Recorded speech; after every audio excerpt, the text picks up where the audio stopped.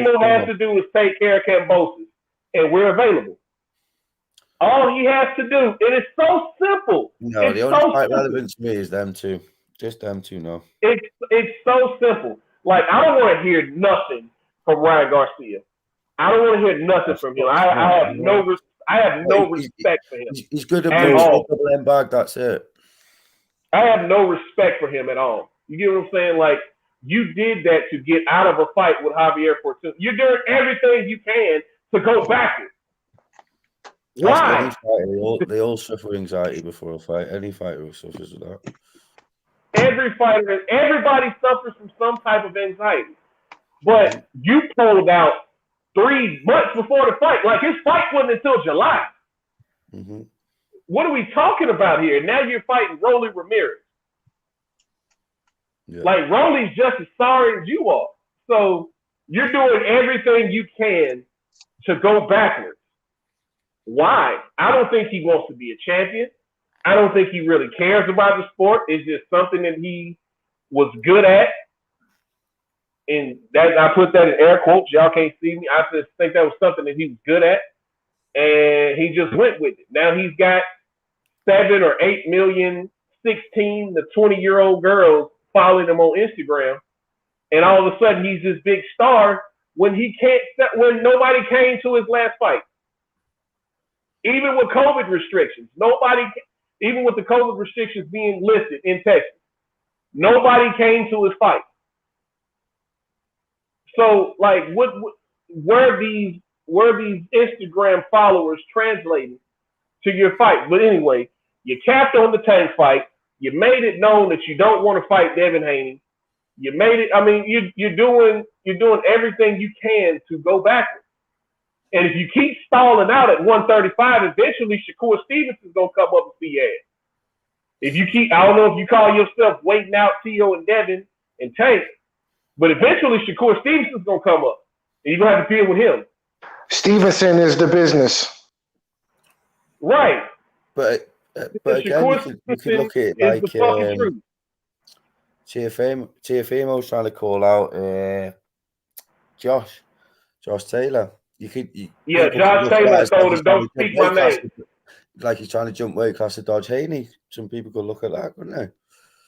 Josh Taylor told him, "Don't you speak my name. You still got to deal with Haney at 135." Josh Taylor just told him that like a week or two ago. That needs to happen. That needs to happen. Speak my name. Haney and Teofimo is going to be a hell of a fight. A hell of a fight. A hell of a fight. I want to see the fight. I think we all want to see. We just want to see the fight, man. If anyone on this panel believes that Teofimo Lopez is undisputed, then fucking you. Really? Josh Taylor is undisputed. Like, there's no question about undisputed because he's got all Josh 4 Taylor's belts. undisputed. He's got the regular WBC. Who holds the regular WBC in Teofimo's weight class? Devin Haney. So he can't be undisputed. This is until he beats him, he's not undisputed. It's really simple. It's really simple. Just take care of Kambosos, and then fight Devin Haney around November. Simple as that. Mm-hmm. Like something that it's really starting to bother me is like, where is I know I'm switching, subjects or whatever, switching weight classes.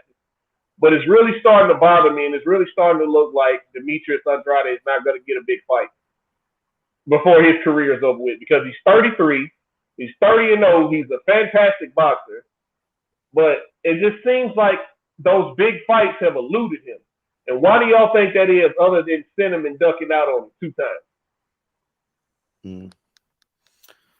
I'm asking if that's a question for the panel. Yeah, I mean, I feel like people look at him like high risk, low reward type of guy. Even though he got a world title, he's undefeated. I think a lot of guys, they are avoiding him, that these guys are ducking him. He got a style. He's very awkward. He's a great boxer. So, that's why Charlo don't want to fight him. That's why Canelo ducked him. Canelo ducked undisputed against Demetrius Andrade, man. So they look at him like a high risk, low reward, bro. I'm telling you. Mm-hmm. And when Andrade's dad brought that up, like I loved it when he approached Canelo at that press conference. I loved it. Yeah, that was gangster. I love shit like that. If this is what I got to do to get a fight, this is what I got to do to get a fight. Yeah, but like, it looked cheap. It looked desperate. I mean, that's not his character. You get what I'm saying? He's not been the guy to do that. You get what I'm saying? That's not who he is. But that's what he has to do now to get that fight. How old is he? Sorry. that's just not who he is as a person. From what I gathered, he's never been that guy. How old is he? I'll miss, I'm that. He's not that. He's not like a Adrian Broner or the Charlos, so to speak, where he's more outspoken of the fights that he wants, and just brash and brash enough to go get them. He's like, okay, my word kind of speaks for itself. Can I get a fight? I'm a champion. I'm a two-division champion. I've been a champion in both weight classes you've been a champion in. You could have went undisputed at 160, but you decided not to because I had the last belt. It's like, he should definitely feel some way about that. I think Billy Joe ducked him, to be fair. Yeah, when Billy Joe popped dirty. Yeah, I reckon he ducked him. Yeah, well, Billy Joe did that to a few people, but It is what it is, man. It's just I don't want the man's career to go by without him getting a big fight because these other champions don't want to fight him. Now the thing with the Charlos, like Jamel Charlo didn't duck. They were scheduled to fight at 154, and H Money's heard me talk about this a few times, and y'all are probably familiar with the situation as well. They were scheduled to fight at 154, but the week of the fight, Demetrius Andrade pulls out on some, somebody offered him a better deal. I think it was Rock Nation or something like that. He's like, yeah, I can get a better deal over here, and he pulls out of the fight. So ever since then, the Charlos they took that personal, and they haven't wanted to do business with him. It's like, we're not going to try to get any money with you. That's not right. They should try to unify. It's all bullshit. It's bullshit. This happened like 5 or 6 years ago. They need to let that excuse. They've been using that excuse for a very long time to avoid Demetrius Andrade. Especially Jamal Charlo and Triple G. They say Triple G been ducking them too, and they on the same network. They both on DAZN. So Triple G, he don't get a pass. He should fight Demetrius Andrade and unify. He's an undefeated fighter. Triple G been ducking fights. He ducked Andre Ward. So why Triple G gets away? Triple G been a duck. We know that. Triple G been a duck. And they've allowed him to do it. They've allowed him to do it, man. So, this man told y'all he's not fighting until the end of the year. Y'all are okay with that. As the zone and the IBF as a sanctioned body, the zone as a network.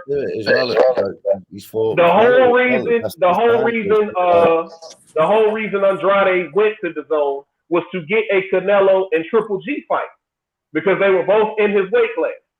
That's the whole reason he went to the zone. And here we are. And here we are 4 years later, and he still hadn't gotten that fight, man. And it's the more I look at it, it's really saddening to see this man, be as great of a boxer as he is, not have a big fight on his resume. One, because Billy Joe decided he wanted to do anyone who gets in that ring and goes that far deserves a shot. He's 33, man. So he doesn't have that much longer, man.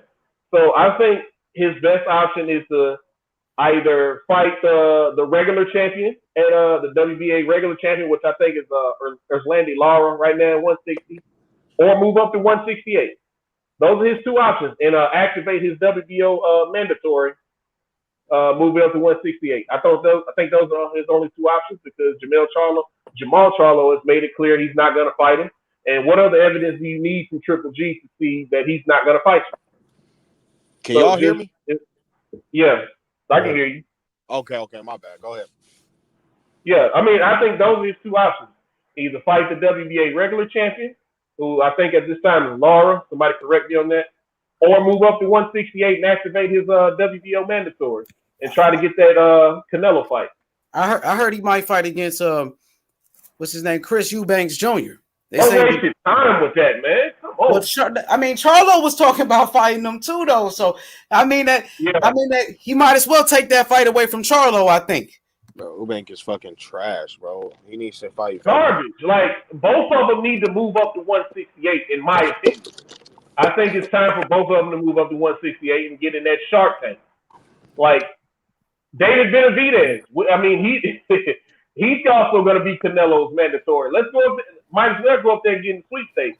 But DJ, check this out. If Andrade got a belt right at 160, he can't find a fight, and he got a belt.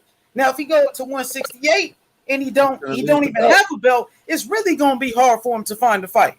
What's the point in doing all that work in that division and then lose the belt? Look, with that belt, at least he got leverage with that belt. Like you a champion. You know, that's all. You know what I'm saying? Yeah, but hey, funny. Here's my question, bro. If he stays at 160, what is he gonna do besides keep fighting his mandatory? What about Charlo? The Charlo fight, we can't let that off the hook. He got to keep calling out Charlo. Listen, I'd love to see that Charlo fight. I'd love to see it, H-Money. But these guys have made it clear. They've made it clear that he does not want to fight him. What'd you say? Charlo has made it clear. Both Charlos have made it clear they do not want to do business with him. That's whack, bro. That's lame, bro. Now I ain't gonna let him off the hook. You gotta keep pressing on him. It's all bullshit, H-Money. But we gotta look at it from what they're saying. Even though I think they're legit crazy people, I believe them when they say they don't want to fight this dude because he had a bad business deal with him. I believe them when they say that. That's an excuse. That's an excuse to duck a fight, bro. That's what I think. You know, that very well may be it. Yeah, they ain't got nothing to do with Jamal Charlo. So, you know, if he could get a big fight like that, Charlo needs an opponent. Who is Charlo fighting? You know what I mean? So Charlo needs somebody like Andrade. He needs a dance partner. It takes two to tango. Exactly. They should have been fought. We agree with that. But at 160, all they have is each other or going after the WBA regular champion. Because the WBA super champion, who was Murata, and the IBF champion, which is Triple G, are about to fight each other or reportedly going to fight each other. So I would love to see that unification between Andrade and Charlo in October. Seeing as if Charlo gets past Montiel or whatever his name is, he's gonna knock him out. Which everybody pretty much believes he will. I would love to see that fight in October. Yep, Charlo is actually getting better at this point in his career. Charlo is improving, you know, and while Andrade's starting to slow down a little bit now. You know what I mean? I want to know what Rich and Method think. Rich and Method, go ahead, DJ. I was just saying, I think Andrade will be 34 this year, and he hadn't had a big fight, man. It's like he's let his career pretty much pass him by, and he's been a champion in 2 different weight classes, and he hadn't had a big fight, and it's sad because it hadn't really been his fault. He's done everything he could as far as signing with the Zone and signing with Matchroom to get those big fights, but they didn't materialize for some reason. Just a minute ago, you told him to step up another weight class. So you wanted to go to another weight class and do it all over again. Might as well just stay where it is. I mean, at least if he goes up to 168, they're big fights. It might not be championship fights, but they're big fights. Like him and David Benavidez will be a big fight. What does he get out of that fight? You see what I'm saying? Because that's my whole issue with the Canelo thing. With the presence of Canelo. Let's say David and Andre moves up and he fights David Benavidez. Same with Charlo. Let's say they fight David Benavidez. Canelo fights Plant, and he says, "Well, now I'm too big for 168." You know what I'm saying? Or the WBC say, we're gonna franchise him. We want him to go up to 175. And you see what I'm saying? It's been shown the character of Canelo is not trustworthy. You see what I'm saying? I'm gonna go ahead and say this now because I've heard reports about Beterbiev and Joe Smith Jr. planning to unify. Canelo don't want to see Beterbiev. I don't know. I think money talks. I think money talks. That's my only issue with boxing. I think for the right price. Money talking bullshit about a marathon, but I don't think Canelo's trying to see Beterbiev or even Devin. I don't think he's trying to see those guys, man. I think personally, what I think he'll do, I think he'll go undisputed at 168, and I think he'll fucking retire. Personally, that's what I think he'll do. I agree. I think that's possible. Right just looking at the Bivol fight, after Bivol fought whoever he fought, he didn't call out Beterbiev. He called out Canelo. You know, and it's guys aren't focused on boxing. It's just weird to me. Bivol wins a fight and he doesn't want to fight the winner of Beterbiev and Joe Smith. You know, it just seems like these guys they want to sell their belts. Yeah, I mean, it's this is at the end of the day, this is prize fighting. And these guys are trying to cash out with these big fights, which you can't be mad at them. But at the same time, we want to see the best fight for best in these big fights, not just you fight the name. We want to see, and all these belts are just leverage in negotiating. That's all they are. There are a lot of titles. I just think we're not getting them how we want them. I think if Andrade or Charlo just jump up to 168, like you said, and they fight Benavidez, and they do, that's it they do win. That's it they win in exciting fashion. I don't think Canelo's fans will hold him accountable to be like, yeah, go fight these guys. That's how I feel with if Andrade and Charlo fought today or tomorrow. I can't see Canelo's fans coming out their mouths and saying, well, Canelo needs to fight this guy, yet alone Triple G's fans. If Triple G fights Murad, he fights Murad in the wintertime. And I project Triple G to win the fight. I don't see Triple G's fans saying, oh, he needs to go fight Andrade or Charlo. They're going to go tell him to go fight Canelo. You see what I'm saying? They're not going to say make the best fight the best. You see what I'm saying? The fans do. Yeah. If that was the case, then they would have been on Triple G's ass to fight Andrade, seeing how they were the same promoter and same network. They would have been on him. They think Triple G's legacy is already made. All he's got to do is sit back and make his money. Hold on, let's see if we can squeeze out another Canelo fight, another Canelo payday. Because, hey, you really won one of those fights, which I believe he won the first fight.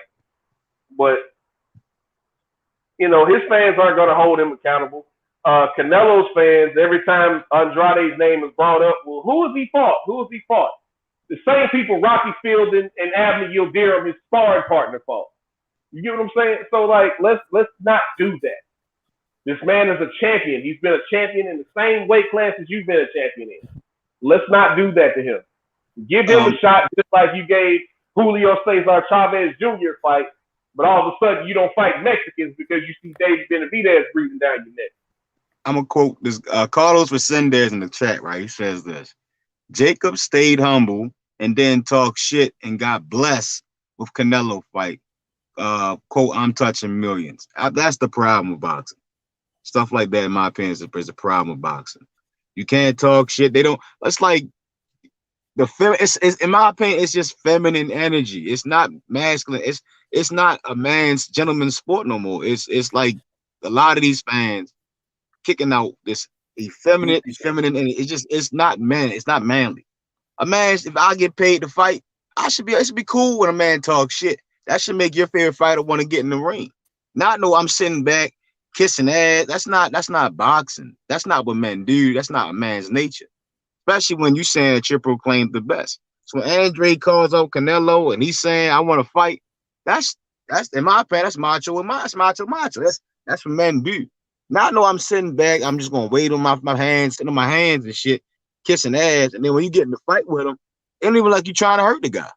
You see what I'm saying? That's the problem with boxing. It's just not. It's no real. I don't think the fans are real men. It's just weird. It's really weird. That's why I can't. In my opinion, I can't support Canelo because it's sometimes it's him and his fans. I think if Canelo, if he was a stand-up boxer, if he was a people's champion, if he was a true champion, we wouldn't even be having these problems. He would have seen that Andre not getting fights. He'd have called Triple G out on his bullshit. He ain't saying nothing.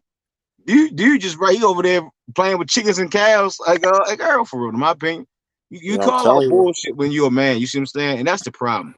We don't have the Alis. We don't have these guys that we used to have. And I don't think it's ever going to get better. I just can't see it. I just can't see it. I'm gonna tell you why, and I'm not blaming him for this, but everybody wants to be Money Mayweather. Nobody wants to be Pretty Boy Floyd. Money Mayweather fought only champs though. Yeah, I can't. Nobody wants to take out the young and upcoming prospects the same way Pretty Boy Floyd did. Like Floyd was fighting Diego Corrales and all these other guys coming up, Chop Corley, Jose Luis Castillo. He was fighting all of these guys coming up. Miguel Cotto ducked him twice. Prince Nassim Hamed ducked him. Like, I think a lot of people forget the legacy of Pretty Boy Floyd, and they only remember Money Mayweather. Like, Pretty Boy Floyd was a motherfucker, man. He was taking out a lot of these guys. He didn't become Money Mayweather after he beat Austin. Now, the only one of the biggest disappointments for me in boxing was that Pretty Boy Floyd Mayweather did not fight Sugar Shane Mosley at 135. I hate that fight did not happen when they were at 135 together.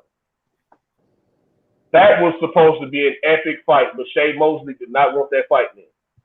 I forgot who he ended up fighting, but he want that fight. So I think Dan Packer made a good comment. Canelo, and not just Canelo, a lot of fighters think they're bigger than boxing. And I say it all the time. Canelo is 30 years old, and he's moving around like he's 50. When we think about a 50, I think about Bernard Hopkins. He was fighting the Kovalev and the Joe Smith. It's the integrity of the boxing. I don't get that from Canelo. He's a young man. He's nowhere near 40, and he's picking these fights. I just can't get with that. It's not hate. It's not anything. It's just what you expect of a 30-year-old who's a champion. In my opinion, Canelo hasn't done anything to put him in the same conversation with a Manny Pacquiao. And Canelo's biggest fight is his most supposed to be notable fight, Triple G. His first fight, he didn't do shit. The second fight is still controversial in some eyes, and that's it. Yeah. And that's legit. Yep. So it's question marks. Go ahead. I'm sorry, I keep cutting in. My bad. No, I don't think Canelo has a signature win. People they glorify the Julio Cesar Chavez Jr. win. They glorify the Daniel Jacobs. But we just say Perug dusted him off. Triple G dusted him off. It's never no. There's no. And the guys that's there for him, they have these nemesis and these enemies, the Andres and the Charlos. He don't want to fight the motherfuckers. The David Benavidez, he don't want to fight them. And it's like that should be the telltale signs that you're dealing with a chump and not a champ. You see what I'm saying? And that's just y'all alluded to it, bro. It's the fans. It's that his fans allow that shit, bro, and they really only allow it because it's threats to their number one guy.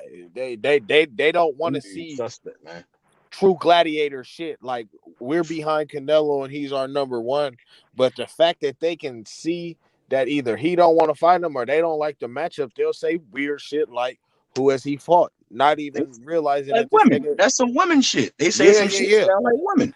Yeah, and Canelo is the same exact way. That's why you can't really respect him. Like he said, niggas try to compare it to Floyd, and they'll try to blame Floyd, but Floyd fought the most. On some woman shit, deflection type shit. Well, Floyd did. That's some woman shit. That's some shit I deal with my wife. My wife would probably say some shit. I don't expect that shit from grown ass man, especially when we're talking boxing. Yep. We're talking about niggas fighting in gloves. Yeah, you see what I'm saying? And that's my issue. Guys is fighting. The dudes is fighting. That's it. That's all. Once you bring that feminine, it just fucks up the entire sport of boxing. Brother, I'm finna say what it is. And I don't care who don't like it, bro. Because niggas already know what H gonna tell me. I'm trying to tell you, it's the fear of the black sport. It's the fear of that number one guy not being Canelo anymore. I'm trying to tell you. They loving that. Canelo will never be on my pound for pound list. He'll never be on my pound for pound list. Ever. But he on everybody else shit, and I put him on there out of the courtesy of his fans, just because of guys like Abe, Carlos, and them. Out of respect, and I'm giving them respect because they like him. You see what I'm saying? I throw them on there. You know, people that like him, I throw them on my pound for pound just because y'all like them. In all reality, he wouldn't be on there. I won't put him on there.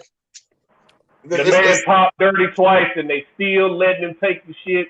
I mean, how does he gotta kill somebody first?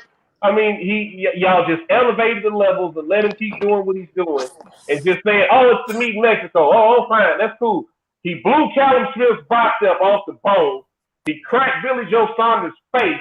Like, is somebody got to get killed before y'all realize this man's still on the shit? Like, he'll never be on my pound for pound list. Yeah, he on pads because I was watching the Cotto fight and the Lara fight, and it wasn't that wasn't the same Canelo. It's just you can definitely see it. It's something going on, and I actually think it's the entire camp over there. I think Andy Ruiz, his shit ain't kicked in yet. I don't think his shit kicked in. I'm about to say Andy Ruiz shit ain't kicked in yet because he couldn't even He couldn't do nothing with an old, washed up Chris Arreola, who Deontay Wilder beat the fuck out of with one hand 6 years ago. And that's why I think Ryan. Facts. And guess what? You know, Andy Ruiz knocked out Anthony Joshua, bro. You know what I mean? He could even knock out a 42-year-old Chris Arreola. That just shows you, man. You know what I mean? That just shows you Andy Ruiz ain't what they say he is. He knocked out AJ. Now, if AJ losing to Andy Ruiz, what you think somebody like Tyson Fury gonna do to him? What Tyson Fury gonna beat the fuck out of AJ? I'm telling you, you know, a lot of people think Wilder knock out AJ. No. We can't leave this Canelo shit because motherfuckers will let that shit slide, and there's a whole lot of fool shit going on, and motherfuckers see.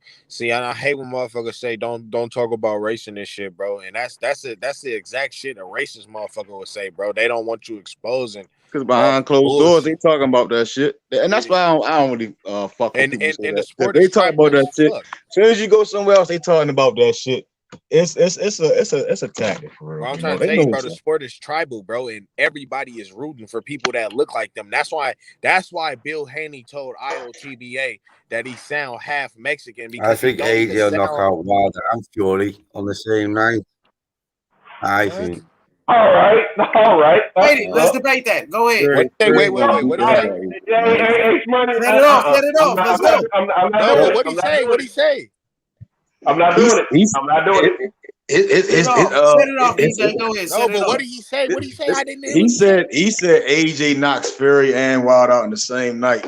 And I think that's Fury destroyed Anthony Joshua. No, Fury will beat the shit out of Anthony Joshua, and I'm damn near want to say he beat the shit out of Deontay Wilder again too. But I don't know because Deontay Wilder looked like Bruh said yesterday. If Deontay Wilder jabs consistently, it could be different because he just doesn't jab at all. But I got Fury in that. I got Fury all day in that one against Wilder. Listen, I'm about to say, H Money, you know why I'm saying on that. But what about AJ though? I heard him say AJ. I'm always white. Well, hey, they come corner talk. It sounds like you like AJ. You know, I think Fury beats him, and I believe DJ believes Wilder knocks out AJ. Is that correct, DJ? You know it, man. Okay, so yeah. I think. What about AJ? What you think about AJ? Personally, I think a strong gust of wind knocks out AJ. You know, that's just me. He just come off timid. He come off real timid. Damn right. Real. I mean, every time he gets hit, he buckles. It's like his legs stiffen up, or he just, he does this little shoulder shimmy shake. Carlos Takam hurt him. Andrew Ruiz knocked him out. Povetkin hurt him. A 43-year-old. It's all 2 years coming off of a loss. Coming off of a 2-year layoff and a loss. Klitschko hurt him. Dropped him. So AJ's chinny. I mean, I think that's safe to say now. AJ's chinny. Yeah. And he doesn't move his head. If you watch him fight, everything is straight up and down. Now, he's very robotic with his movement. He moves straight back, straight forward. Everyone roots for the guy who looks like him. I don't look nothing like AJ. I'm black too, so I'm white as fuck, but I root for AJ because why do you root for AJ? Good, he's fantastic. What does AJ do better than Tyson Fury? That's what I want to know. What does AJ do better than Tyson Fury? It's crazy because we all damn near black and we really think Tyson Fury is that because it really don't got shit to do with race at the end of the day when it come down to this boxing shit. It just be motherfuckers really biased toward black fighters. We like fighting. It's a difference. No, yeah, you can tell that because we all respect. You can tell that black fight fans are not biased because we all think Tyson Fury is nice as fuck, bro. And we not hating on them saying that, oh no, Deontay Wilder's gonna beat him, saying stupid shit, Anthony Joshua's not. We already just know, like, when it come to boxing, Tyson Fury is that, and it ain't no bias to it. But yeah, go ahead. Yeah, my bad, the fourth person in the world to win an immediate rematch, and he's got He's got three of the four main belts. He's unified the division more than Wilder has in 2 years. Come on, man. Come on. Bro, Let he's done more me get this in one. half Let me get the this time one. than what they have It's easy work. done together. Hey, Money, this easy work. Let me get this one. Come on. I was just All gonna right, say so that AJ beating Ruiz the second fight doesn't mean shit. It's all Ruiz was obese as a motherfucker. speculation till it happens anyway. Ruiz came in the ring damn near 300 pounds, and that's it. Should be no glory in that win. I would feel ashamed that I beat his ass. I would have been ashamed he got in the ring. For the start, he unifies his belts. He defends his belts for a start, mate. Yeah. He defends his belts for a start. He unified the belts more in 2 years than what Wilder's done in 5 years. But he doesn't beat Wilder. No matter what people say about Wilder's skills, Wilder will catch AJ. He'll catch him. Hey, my boy Coco the Don, he said Wilder whooped Areola. Ruiz whooped AJ. Ruiz got dropped by Areola twice. Yeah, that's crazy. You know what I mean? I can't believe Anthony Joshua lost to Andy Ruiz. That's the whole thing. You know what I mean? Like Wilder lost to Fury. Now, Fury is the best right now. Fury beat Klitschko when Klitschko was the but champion. you didn't believe that when it was going against Wilder, though, did you? And now because you beat Wilder, you think, Fury beat the top guys. Wait, bro. Fury beat the top guys. Fury beat Klitschko first. Fury beat Klitschko first when Klitschko was a champion for 7 years. AJ got Fury leftovers and got dropped in the process. He was holding on for dear life. He barely won that fight. And Fury beat Klitschko easy. Now, I'm going to tell you like this. Shit, mate. Wait. Have you ever listened to Anthony Joshua is good. Anthony Joshua he's a good fighter, but he got beat already. He got beat already, bro. Don't act like he ain't get beat by like some people think a bum in Andy Ruiz. Don't forget he got knocked out by Butterbean, buddy. Yeah, but he come back and he's the fourth person. He won. We give it to him, but it was Ruiz, bro. Who is Ruiz? Ruiz couldn't even knock out Areola. Wilder knocked out Areola with one hand. Wilder knocked out Areola. Ruiz couldn't do it. Is he a runner or is he a robot? But what's Fury? Fury gonna beat AJ any day of the week. Fury smokes AJ. Boxer. So everyone wants to call AJ running when he fights like Fury. Why you don't give Fury credit and you give AJ credit? Like he's a top class boxer, which is AJ. Now, money. To be fair, to be fair, Fury was on the sauce when he beat Klitschko. Well, I mean, people can make excuses all they want. You know exactly what I'm saying. It's all right for some people. He won the fight. He beat Wilder. He beat Wilder as well, bro. So, the win of Deontay Wilder is better than any win on AJ's resume. Any win on his resume. That was great. It was crazy. It was crazy. Yeah, but AJ's a good fighter. He can't be AJ's the best until he beats AJ. Come on, stop talking. Well, but I give AJ his credit, but AJ got to step his game up, man. He shouldn't be losing to Andy Ruiz, buddy. How he lose to Andy Ruiz? Explain that loss to Andy Ruiz. You don't want to talk about it. Now he got beat by a bum. Fury went 50-50. Fury ain't never got beat. Fury ain't never got beat, and he fought the best. And your guy got beat by a bum, Andy Ruiz, bro. That's what happened. Bro, like I said to you on the last stream, that was the. No, Andy Ruiz is not a bum. He's a bum. He's a bum. He got dropped by Areola twice at 42 years old. Chris Areola. Come on, man. He's a bum. He's out of shape. He's fat. Yeah, but we all know how playing with your weight, playing with your weight can fuck you over. Playing with your weight can fuck you over. Come on. Well, I'm gonna tell you like this. I give everyone credit. I just see AJ whoop them all. AJ's had his lesson. Hey, but look, Anthony Joshua been fighting people like Pulevs and Fury been fighting Deontay Wilder's real killers, man. He's fighting against Andy Ruiz and those guys. You know what I mean? Fury's fighting the best. Joshua yet.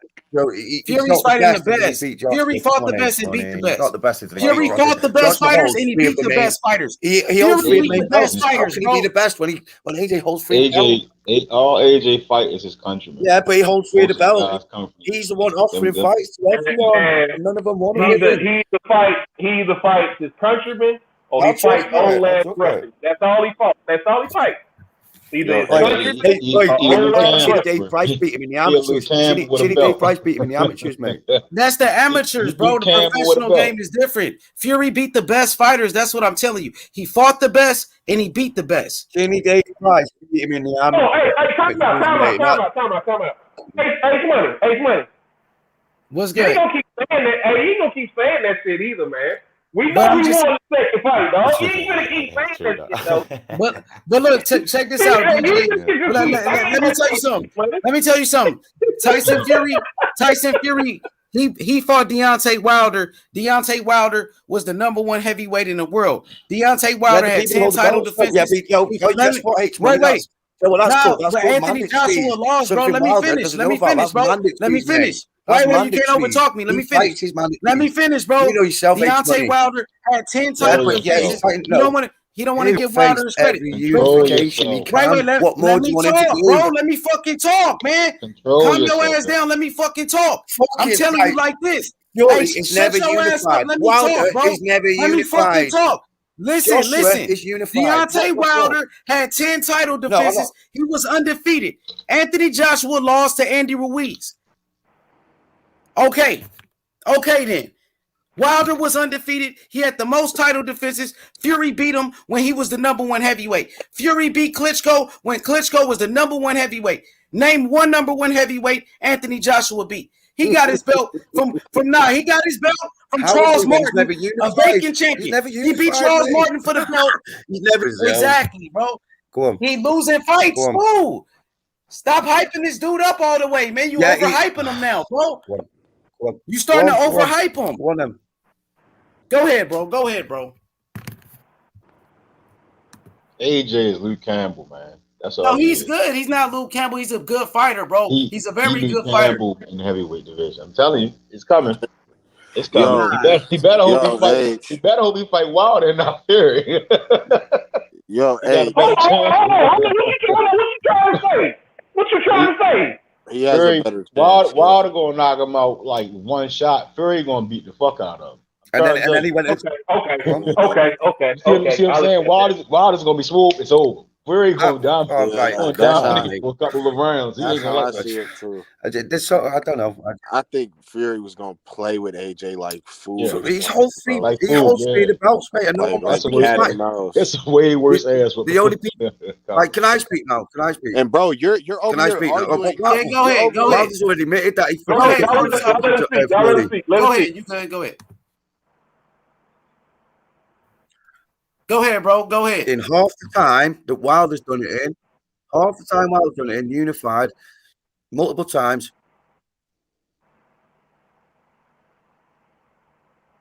Right, Joshua, right? Half the time what Wilder's done it in, half the time what Wilder's done, he's unified multiple times.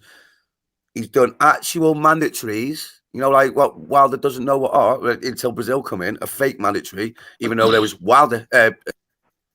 But how come Wilder can get away with not fighting anyone who was in mandatories, but Joshua has to fight everyone? So why does Joshua keep trying to fight the Joseph Parkers and not Wilder? That's my only issue. I don't understand why is it so easy to make that damn Parker fight. Who else?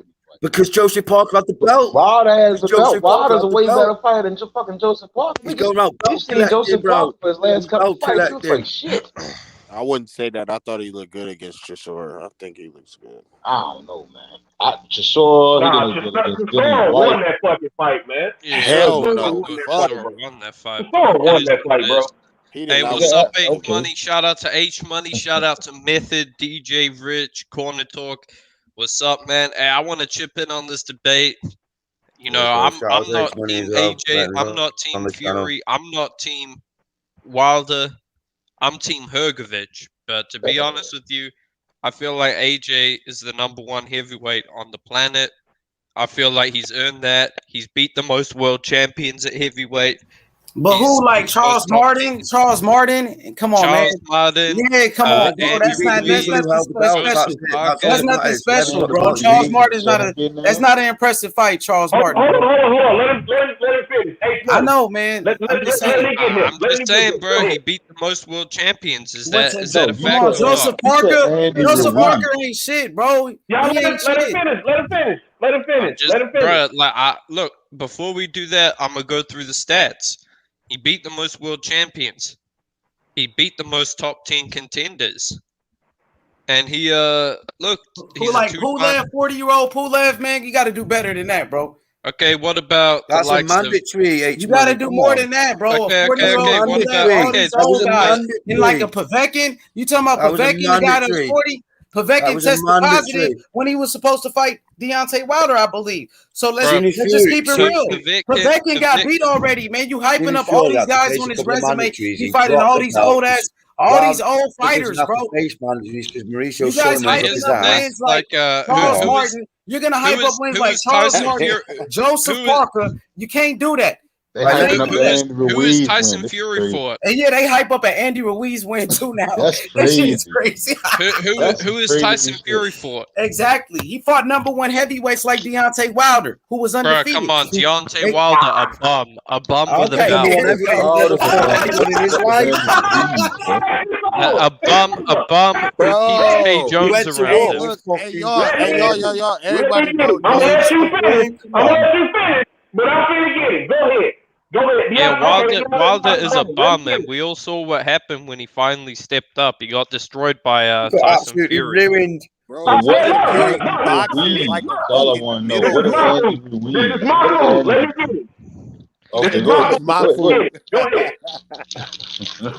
That's a DJ. By the way, you're a little bit far away from your mic. I can't hear you. Like I can hear you talking loud, but I can't really hear you. All right, man. What about this? Is this shit? Hey, maybe unplug it and plug it back in. Is this better? Nah, you good. He just playing. Go ahead. I forgot. Good. I want to hear it. I want to hear it. Go ahead. All right. So you bringing up all these former champions. It's not Deontay Wilder's fault that Eddie Hearn went and bought all those belts with Anthony Joshua. You do know that Anthony Joshua got to fight an old, punch-drunk, washed-up Klitschko for a vacant WBA belt. You do know that, right? Yeah, but you know they actually knocked him out. Hold on, talk. I do know that AJ fought Martin, and then he fought Klitschko for the vacant WBA, and yes, AJ did get those bouts by having the biggest financial backing behind him. But at the same time, he still won those fights. I don't think we're going to deny that. Then he got knocked out by Anthony Ruiz. He got knocked out by a bum. Let me get it. So you do understand why Deontay Wilder had to fight Chris Arreola, right?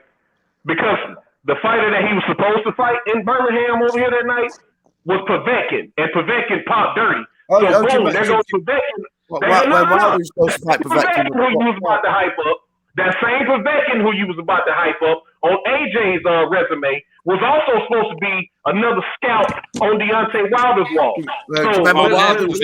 Povetkin would have killed. Povetkin would have killed Wilder, man. Like that's the thing. Deontay Wilder has a glass jaw. He got knocked out by Evgeny Romanov, who couldn't stop a cruiserweight in Dmitry Kudryashov. I could have sworn the only loss Deontay Wilder had was to Tyson Fury. He talk about in the amateurs. He talk about in the amateurs. Wilder got knocked out. But Anthony Joshua got knocked out in the amateurs too. Anthony Joshua got knocked out on the amateurs. Is on YouTube. Exactly. You got his ass beat. You know who he got knocked out by? Anthony Joshua got his ass beat, bro.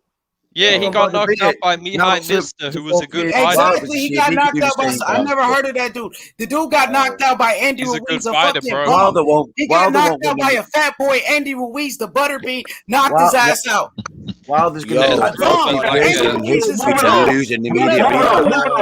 Andy Ruiz knocked him out a bum. Hey, but here's the thing, dude. Wilder got knocked out on Black History Month by a fat cokehead, dude. And let's keep race out of it, bro. Now let's keep race out of it, bro. not We do don't that. do the Let's race not thing do that. over Let's here, just bro. keep it. Bro, all these Let's keep it boxing because exactly. I know it hurt. Hey, L Dog, I know it hurt. I got you, DJ. I know it hurt, L Dog. I know it hurt, L Dog. That Anthony Joshua got knocked out by a bum and Andy Ruiz, a fat boy over 300 pounds on a 5-week notice out of nowhere, who wasn't in the top 10, who never beat nobody, knocked his ass out.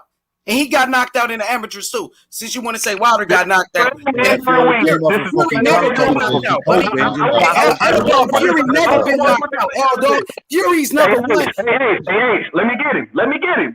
This is the same Andy Ruiz who went over to New It's Zealand. irrelevant, mate. He come back and he win him and he got his belts back. It's irrelevant, mate. He's a two-time heavyweight champion of the world, mate. This is the same Andy Ruiz who lost to Joseph Parker. Wilder got knocked out Chris by a Arreola fat whooped his cokehead. ass. Chris Wilder Arreola dropped his ass twice. Wilder got knocked out by a fat cokehead. Wilder has no skills, bro. Nah, he got knocked out by the number one heavyweight. Tyson Fury, the number one heavyweight. He's the number one heavyweight. Bro, how can he be the number one heavyweight if he's only got 3 good wins? Tyson Fury. If he has L-Dog, let me ask you this. If he has no skills, when he won the belt back in 2015, why didn't Eddie Hearn come over here and try to get that belt off Deontay Wilder if he had no skills? Well, 2016, he was also the champion. Because his team, because his team is when he went into negotiations with Joseph Parker and Charles I Martin. don't care about this whole who's ducking who thing. I actually watch boxing, okay? I don't just read news about boxers. I actually watch the sport. I watch boxing too, and I keep up with all the. Okay. Well, then you should know. You should know Deontay Wilder is a very limited fighter, technically, and he got his ass whooped by Tyson Fury. L-Dog. Dude, where are you from, mate? Australia. Let me finish. Yeah, I'm from around there. Yeah, so listen. L-Dog is a neutral person in this. So we've got I'm American, Team Hergovich, British, bro. Hergovich above everyone.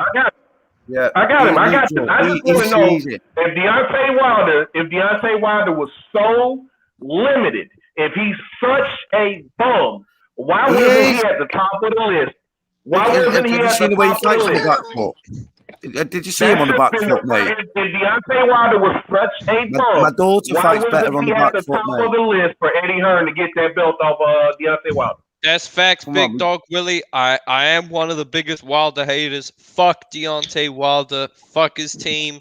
I hope he gets knocked out again.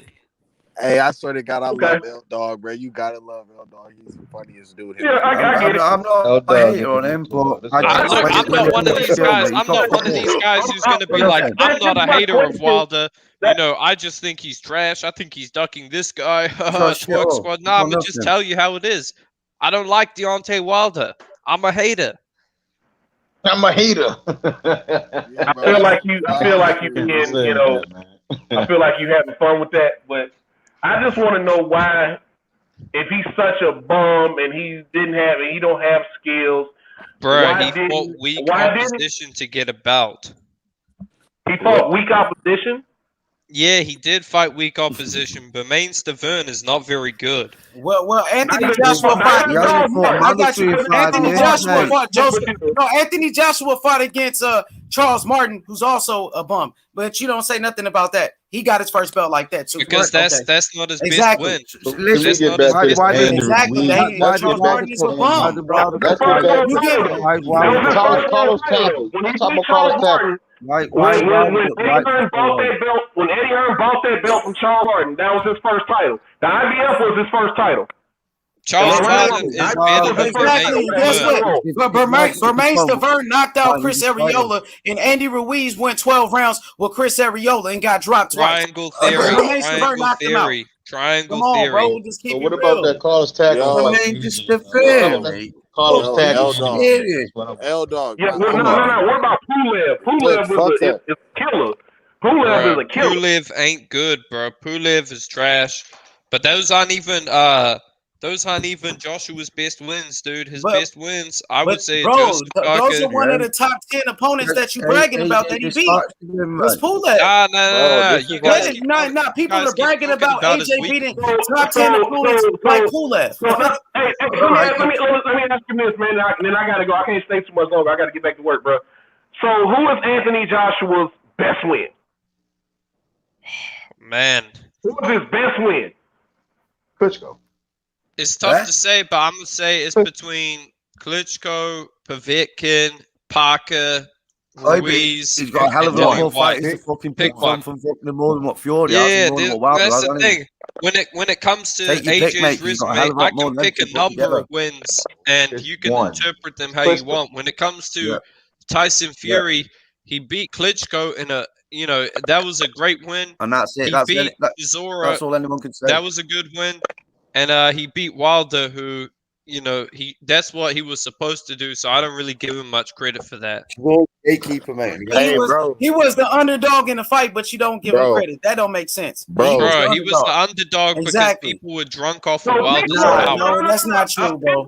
That's not Who true. was this? Bro. Was it a 50-year-old Klitschko?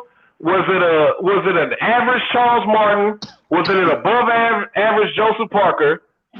Or was it a steroid head and Dillian White? Who was it?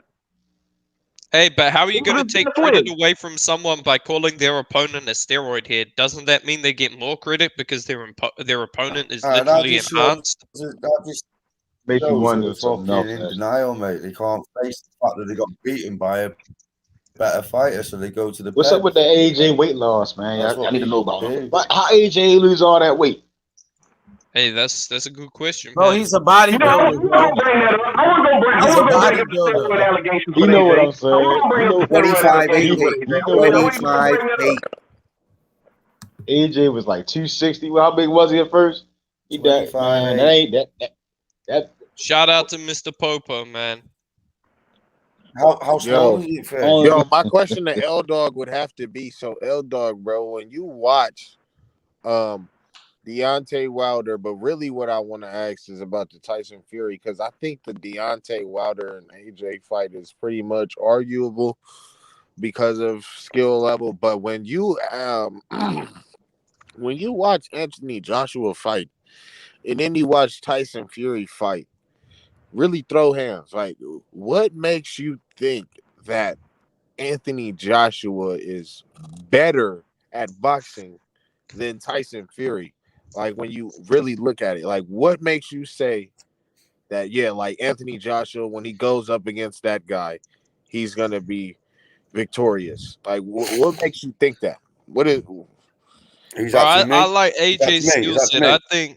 I think AJ is a well-rounded fighter now. He can fight off the back foot, and he can fight on the front foot. Now, he's naturally better on the front foot. He throws good, sharp combinations that carry a lot of power.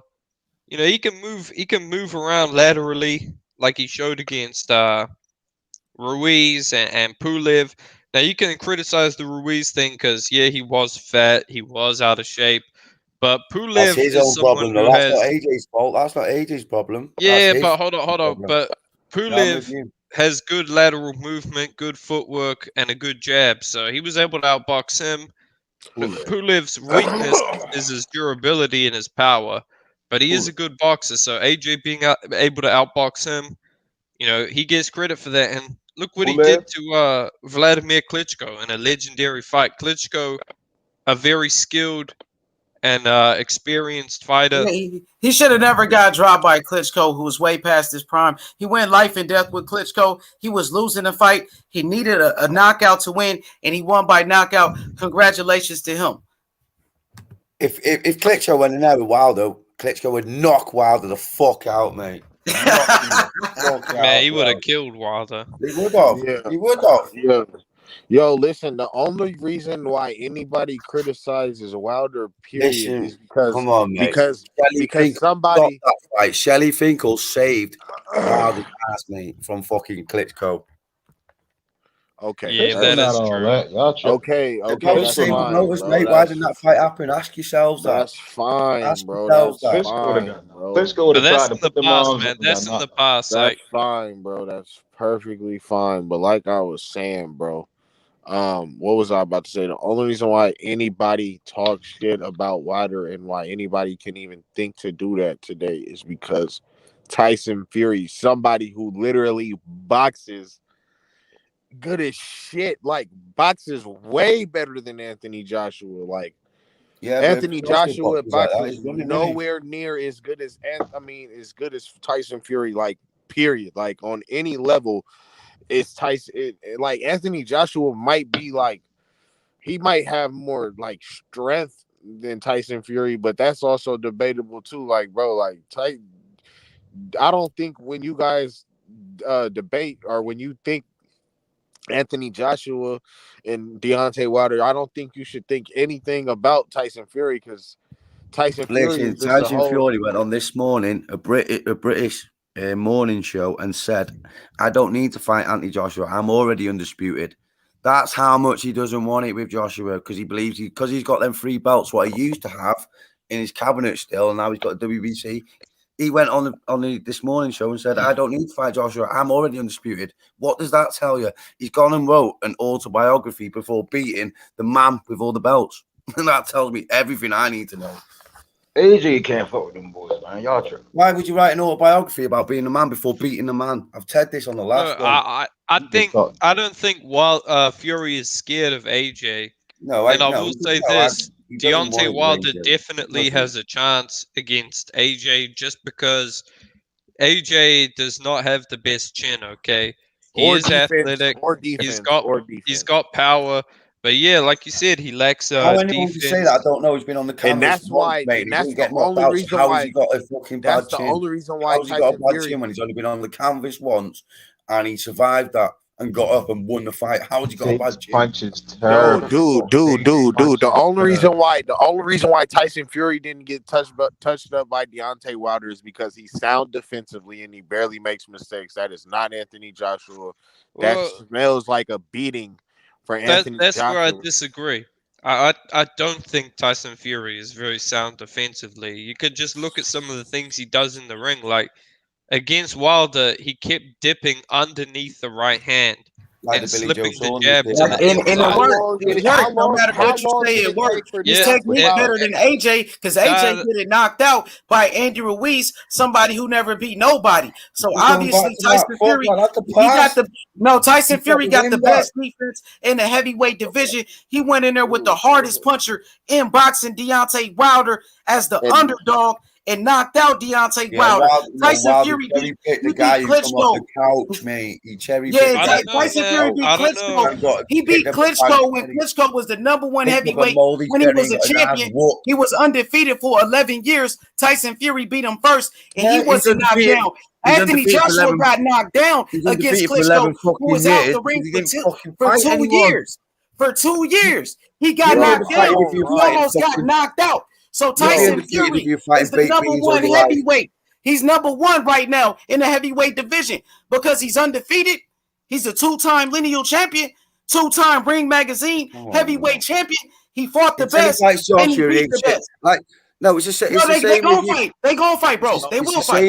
It's the same with Teofimo and the same with Haney. It's exactly the same thing. Until they fight each other, none of them are the best.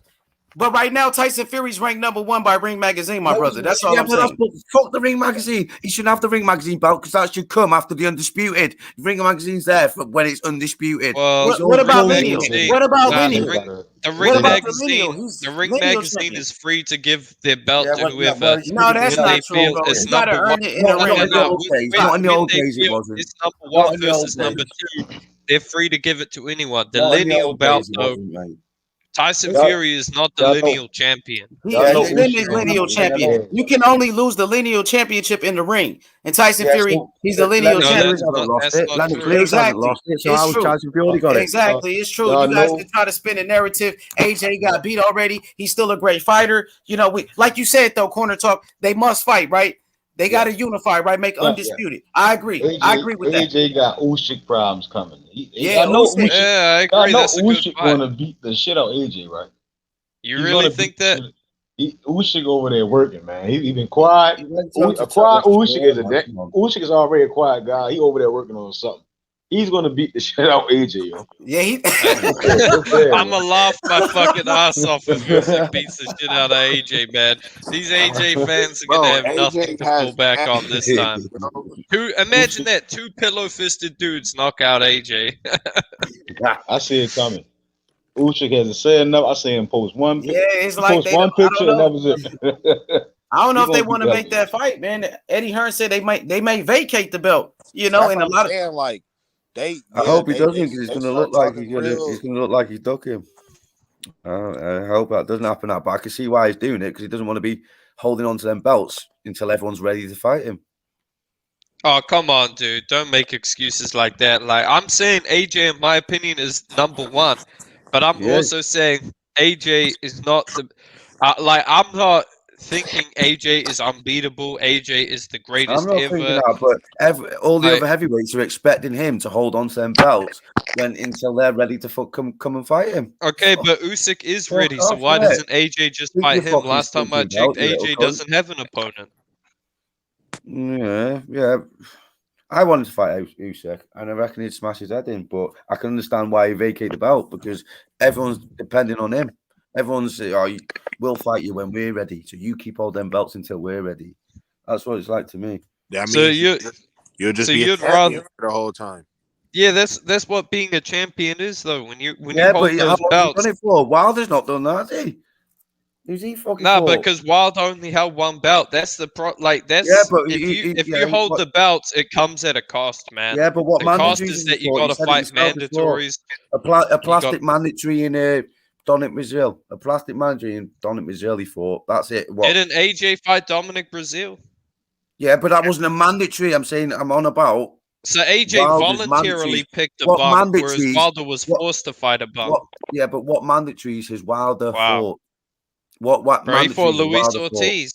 He fought Bermain Stavern. Yeah, like but how? Bermain Right, so you're supposed to have a mandatory every year, yeah? At least every 1 year. And he held the belt for 5 years. Does he have 5 mandatories? No, sir. I'll he tell you hasn't. this: there hasn't been No, a sir, he hasn't, mandatory mate. in the middleweight division for the WBC in 13 years or so. So the WBC makes up its mandatory rules. Other Yeah, they sanctioning do. They bodies are a little absolutely do, more mate. We be crooks, mate. concrete. We be crooks. I agree, man, but I'm just saying, man. Look, when it comes to these top 3 heavyweights, they got to fight each other. Yeah, that's what I said all along, isn't it? Like someone was saying before, he's Tyson Fury's the number 1 heavyweight. He's not number 1 heavyweight until he beats Joshua. It's the 3-headed monster. Well, I agree. AJ's number 1, but we can't say give Joshua that respect because he holds 3 of the belts. You have to give him that respect, no matter if you like him or not. He's got 3 of the belts.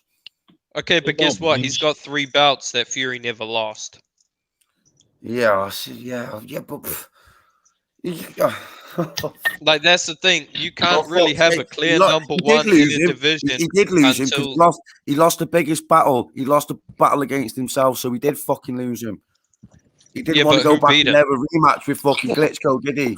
Okay, so guess what? He lost to himself, so he just reclaimed the titles. So yeah, he did. But AJ didn't go and take them belts in one whole grab, did he? He went belt collecting. Dude, come on, we got it. This is the thing when it like AJ. I have him ranked number 1, but is he the best? To be the best, man, you got to be undisputed in my opinion. I'm not saying he's the best. I reckon he's the best in my eyes, but none of them are the best until they fight. Until AJ fights Fury and Fury AJ fights Wilder. Until all 3 of them happen, all 3 of them have got to happen, no matter which order they have to happen. Yo, if Tyson Fury beats AJ, then he's the best.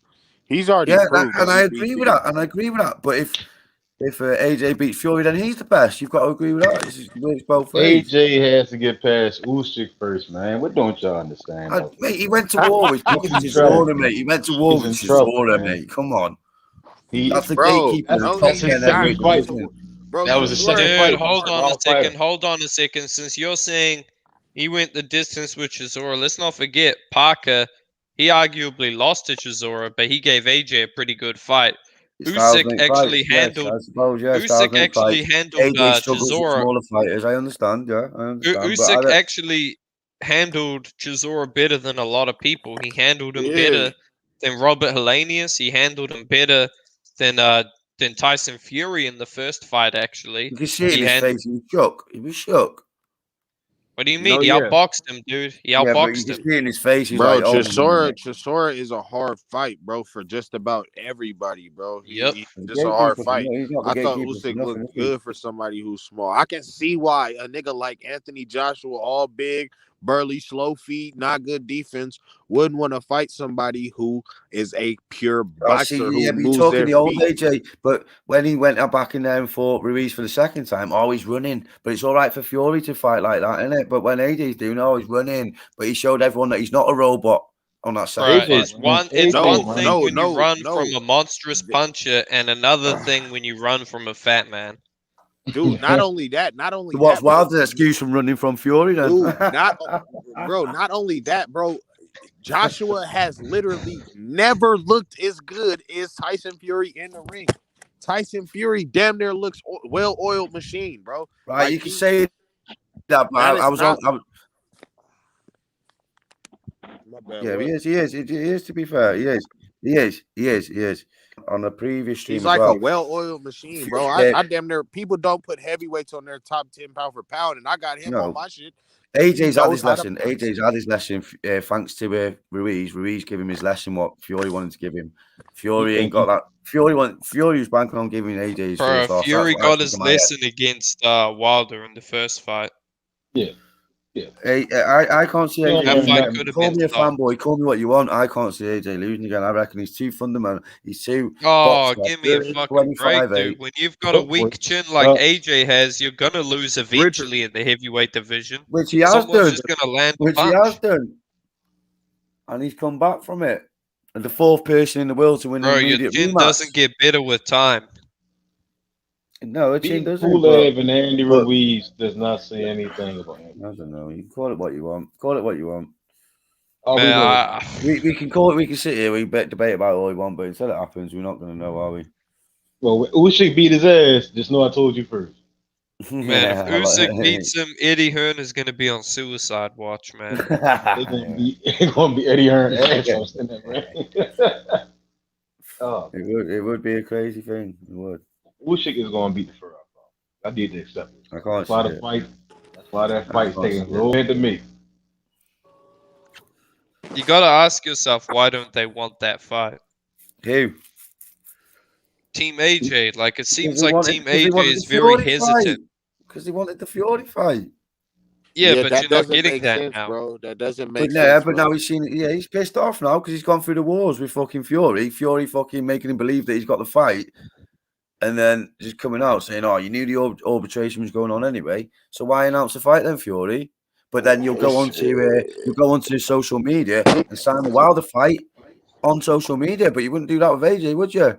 Because he doesn't Come on, want to man. lose to anybody other than Tyson Fury and Deontay Wilder. He feels like The if he energy what loses he's got to fight Wilder is not the same as the energy he's got to fight AJ. No matter what you say, he ain't got the same energy. Champions got to fight each other. I'm sure they will fight. Look, when it's not Fury's They're fault why both the on about fault. blacklisting AJ 2 years ago. Come on. Nah, but it's not AJ's fault why or Fury's fault why the fight didn't happen. Wilder had a legal right to get his trilogy. He wants it, so he got it. No, we know. Yeah, but what was the other fucking case? He tried to reactivate it after it expired. The day after it expired. Nah, if it expired, dude, then it wouldn't have been happening. I understand that. I do understand that. But why is Fury getting all the hype off AJ and then going to making AJ think the fight's going to happen, making all the fans believe the fight's going to happen? Oh, it's not going to be a problem. It's arbitration. Oh, it's all over. It's going to be sound. And then go and do that. Do you know what I mean? AJ's getting knocked out, man. What's that? Fans corner. It stinks. You gotta accept AJ getting knocked out, man. You have to accept it. The day you accept it, the less you'll put more stake in there. He's gonna between Usyk, What, Fury, accepted and what? That Wilder. he's a dog? Somebody's gonna knock him out. Yeah, it's coming. Yeah, Either we maybe get you like might be right. then it's But Usyk, then it's I love this, mate. This is what it's all about. It's all about debates, but AJ we'll is at the see. bottom of the totem We'll pole see. right now with 3 guys. All 4 of them. Usyk is gonna be dangerous because he can box. AJ, he boxes a little bit. He's a damn robot. So a guy like Fury and Wilder, he's easy pickers for them. Especially Was he a Wilder. robot in Ruiz too? No, he wasn't a Yeah, he robot was a in Ruiz robot. We knew too, he though, was was going to he? be. We didn't expect him to run all night. He ran. He got in there. He tried to throw Oh yeah, but combinations. fuck, The fat he fought like Ruiz. Fury. That's how Fury fights, No, mate. Fury does This is not what I'm run. saying. Fury does This not is what I'm run. saying Fury. about fans, mate. You let some fighters get away with one thing, and then you won't let other fighters get away with another. When did You know Fury what I mean? ever This run is from what I hate about anybody, fans, bro? mate. It's boxing, mate. It's about hit and not get hit. Fuck, it's not running. You've got the whole ring there to use. It's not illegal to run around that ring. It's about hitting and not getting hit. So I'm glad you said it. I'm glad he ran around that ring. I'm glad you finally admit he ran. Bro, hit and not get hit. Is that what AJ did against Klitschko? Is that what Well, at AJ least he did can. against At least he Ruiz? knows how to use a ring. Yo, I'm Look at not hating Wilder, on mate. Fury. I mean, Look at AJ Wilder when for he was on the hitting and not back getting foot, hit. mate, trying to I fucking don't hate swing on at that. the I love fucking, that. trying to swing at the light. Bro, Wilder is hardly the gold standard for boxing skills, corner talk. He know is, that. bro, but I just don't think it's a good fight for AJ. I think he can easily get He, caught. what, I think Wilder's he's not a good very, fight, or very much Fury. so catchable, and I think if Deontay Wilder puts that right hand on him, he's going to go to sleep. Especially seeing that Andrew Ruiz right hand put him down. And Deontay's arms are much He longer, clipped him and in he the does not equilibrium. get He out of clipped him in range the that good. equilibrium, lad. That's what sent him sideways. Nah, to me, AJ versus Wilder is whoever lands first. I think AJ can land a big punch and Wilder will survive. You see what I'm saying? I think AJ can land a right hand and Wilder can or Wilder lands a right hand. Once Wilder lands his right hand, it's over. AJ lands a right hand. Wilder has common sense. He has a little bit of common sense. He knows to move around. We've seen Luis Ortiz, man, a straight left. Wilder's not afraid of trading with you. You've seen him trade. There you go. You're saying about an old ass fucking Klitschko. What about an old ass Luis Ortiz, mate? Southpaw, Got banged up twice. Oh, you know what? Do you know that Wilder's last 4 fights were rematches or something like that, weren't they? Klitschko has a terrible Like boxer. 3 of his last 5 fights were rematches.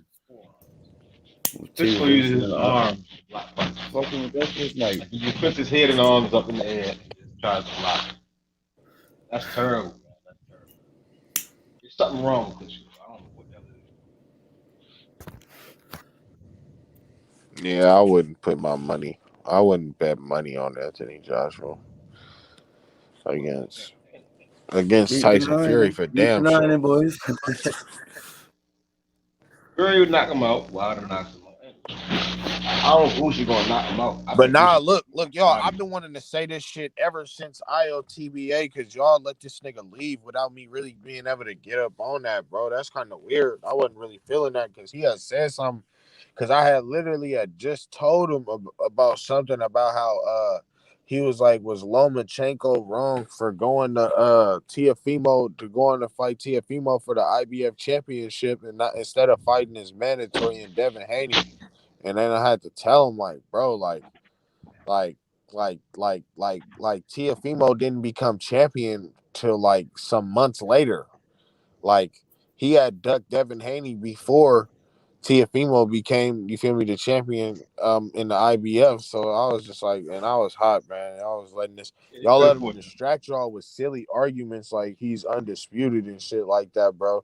That's how he'll fuck the convo up because you'll start yelling at him and we won't even be able to really talk about shit, bro, because we was in there having a silly ass argument, bro. We're passionate. We're all passionate.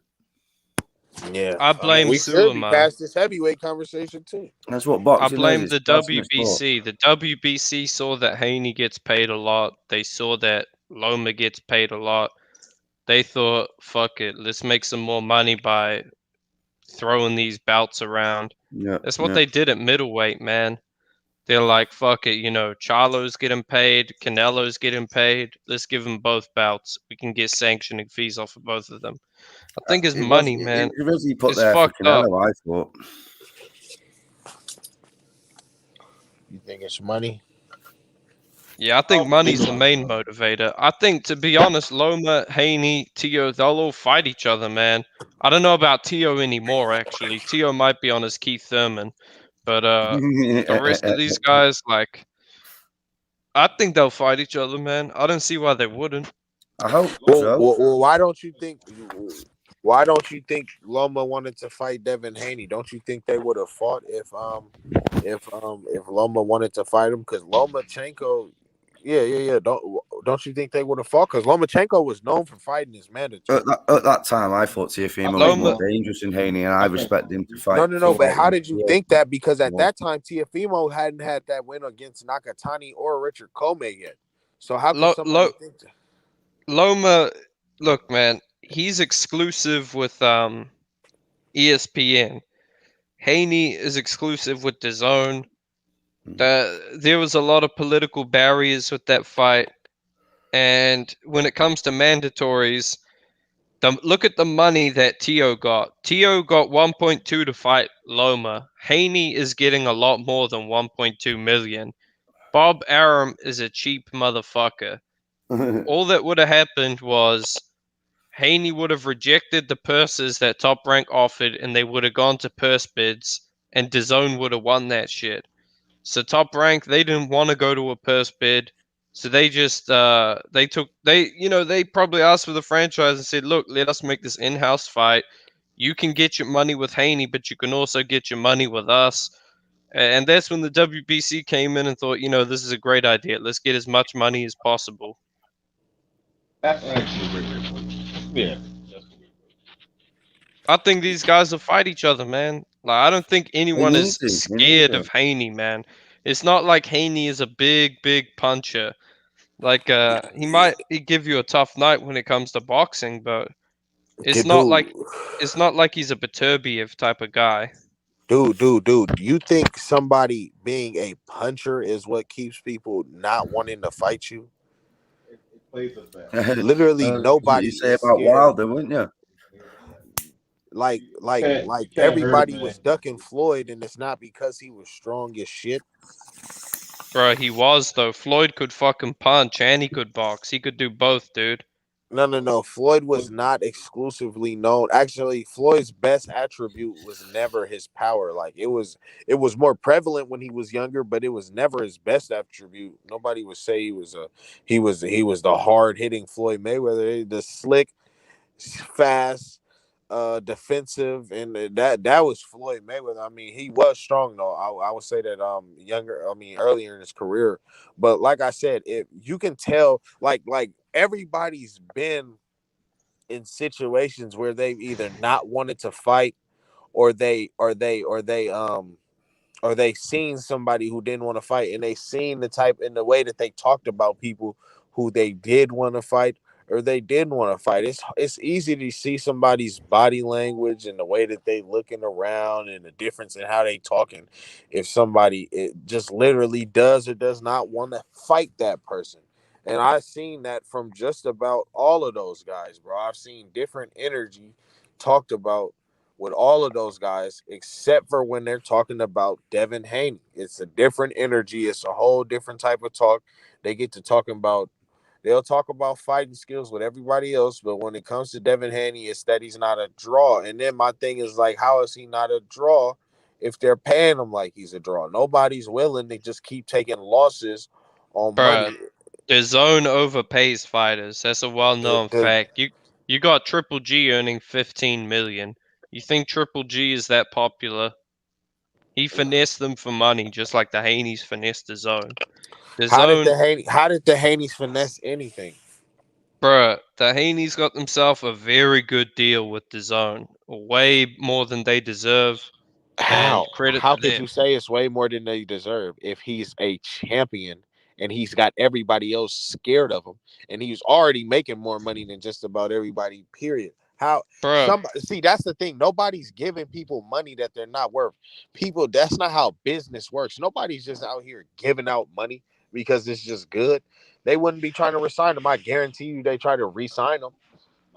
bro, you think Triple G is more popular than Errol Spence in America? In America, probably. He's getting paid like 3 times more than him. I don't know about America, but boxing isn't just America. I mean, just the other day you were trying to say how Murata was bigger than Jamal Charlo because he had such and such in Japan. It's like it doesn't really Right, matter but just at the about time, America. DAZN was exclusive to America. At the time, DAZN was exclusive to America. I didn't. I DAZN has don't know. only recently expanded to other countries. I think I did just see that about how the whole UK shit, but nah. Wait. I'm trying to let me think about my main point behind this whole shit. So you think that Devin Haney was overpaid, but actually not overpaid? You think DAZN was finessed by Devin Haney? Bro, I think DAZN overpays their fighters, dude. Point blank, period. I think they overpay fighters. What do you think? What do you think Devin Haney is worth if he just made? Well, I keep hearing $4 million, but I was told I thought it was $3 million for this Linares fight. In terms 4 of the million? Yeah, he ain't worth 4 million, man. I'll tell you that much.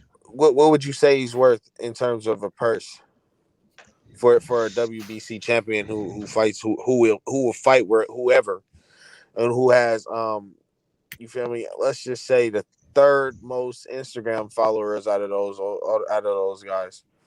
The third biggest following period actually out of those guys. I think the last fight kind of hurt him a little bit. Bro, he can't draw a crowd, man. He can't draw a big crowd. What are you talking about? You talking about how in Vegas how they didn't have the stadium, the whole stadium sold out because that's just not what they're on right now. Bro, how many people were even in attendance? Dude, It was a good event. It was a good event from what I saw. How many tickets they were even allowed to sell, dude? What are you talking about? Yeah, exactly. So selling out is not like a big achievement when the venue is limited capacity. No, literally, yeah, that's what I'm saying. You're telling me that he's trash because he didn't have people in there. I'm telling you that he didn't have people in there because they didn't even let them sell hella tickets. Yeah, but I'm saying before the pandemic, when Devin Haney was champion, he wasn't selling that much, dude. Like, look at his fights against Moran. Pretty much no one went to that fight. No one went to the fight, so the venue wasn't sold out? Dude, it was sold out because they had Filip Hrgović on the undercard.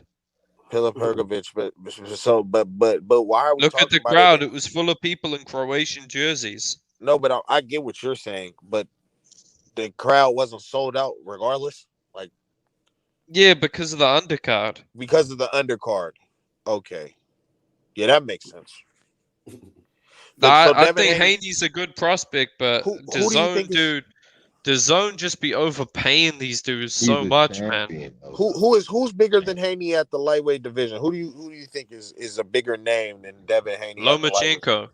Lomachenko is a bigger name, yet he just fought. Okay, he's a bigger name.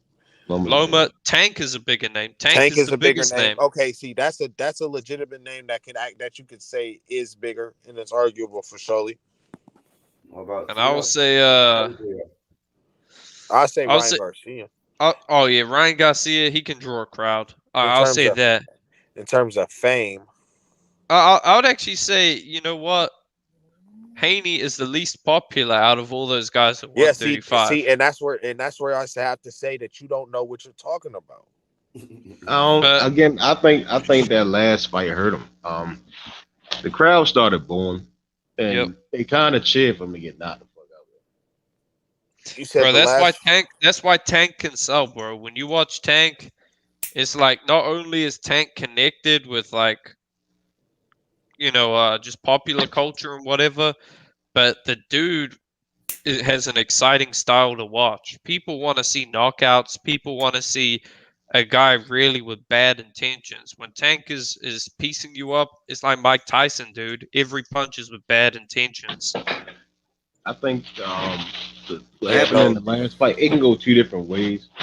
Because at one point, I'm looking into the round, he had people in their phones and shit. They seemed disinterested. You see what I'm saying? And that was around like the 7th, 8th round. You know, it's. I think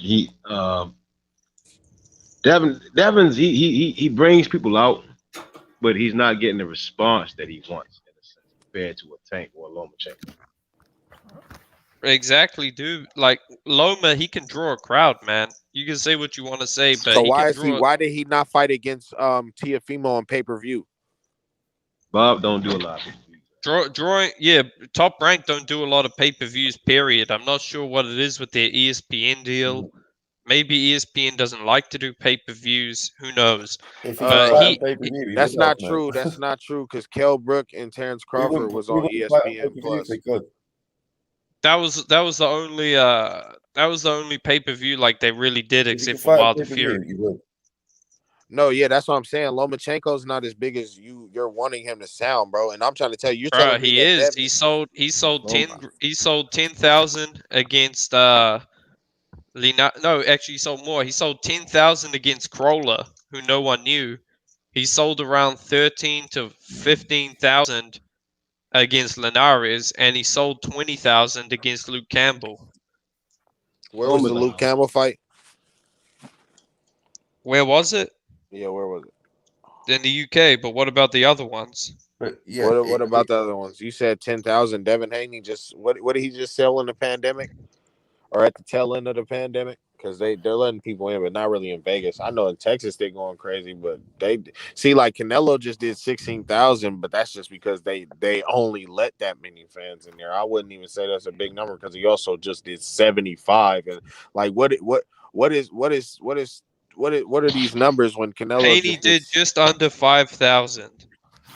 Yeah, but that's just because they only let them do that many. But it didn't even sell out. And more people are just tapped into Devin Haney than these other guys. Other than you could say Ryan Garcia and what's the name, Gervonta Tank Davis, and then you could say Vasyl Lomachenko. I just checked his too. He's almost. What you've all got to realize is that we're all hardcore fans. You forget that the casual fans are the ones that draw the crowd.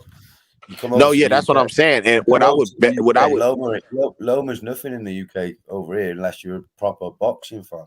Canelo over here, household name. Anyone knows Canelo. You could be a wife who stays at home, but you'll know who Canelo is. But but what I'm got that status over in the UK. Yeah, and Loma, I'm just basing it off of straight up social media. Just that's how many people are tapped in. See, we've all got to remember we're hardcore fans.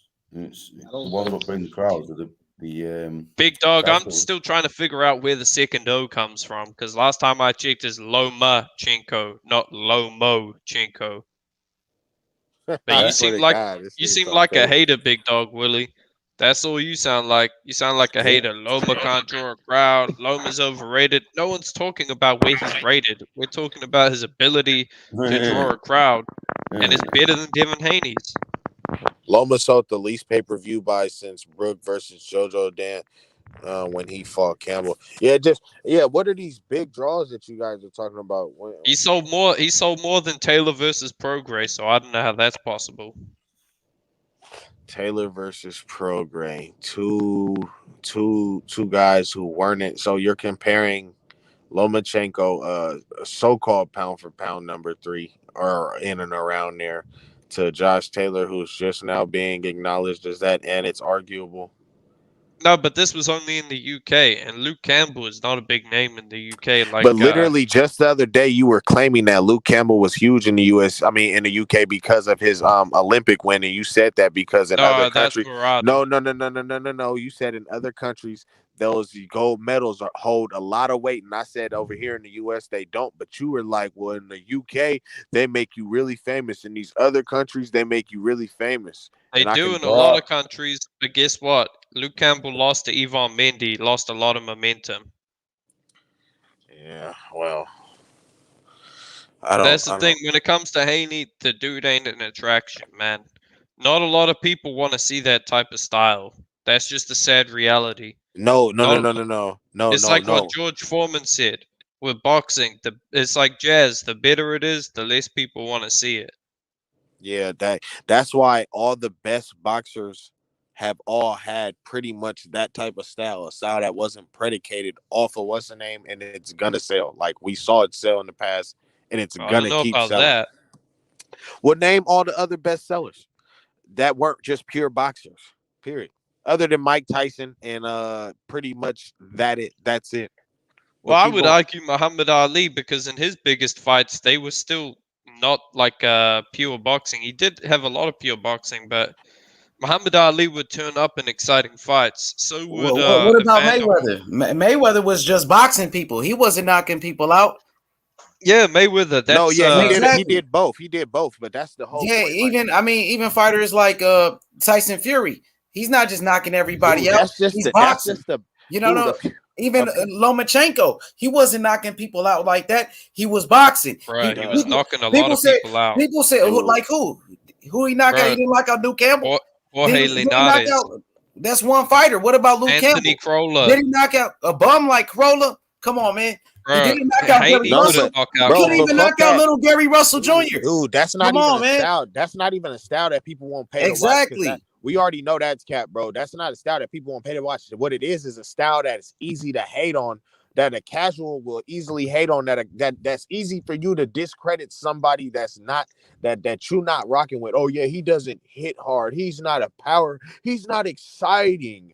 Like, yeah, that's just that's just an excuse. But at the end of the day, it still sells. Like, everybody's been paying to watch Floyd lose. Everybody's gonna continue to keep paying to see Devin Haney lose. It's a reason why they giving him $1 million more each title defense. I ain't paying to see fucking Haney fight.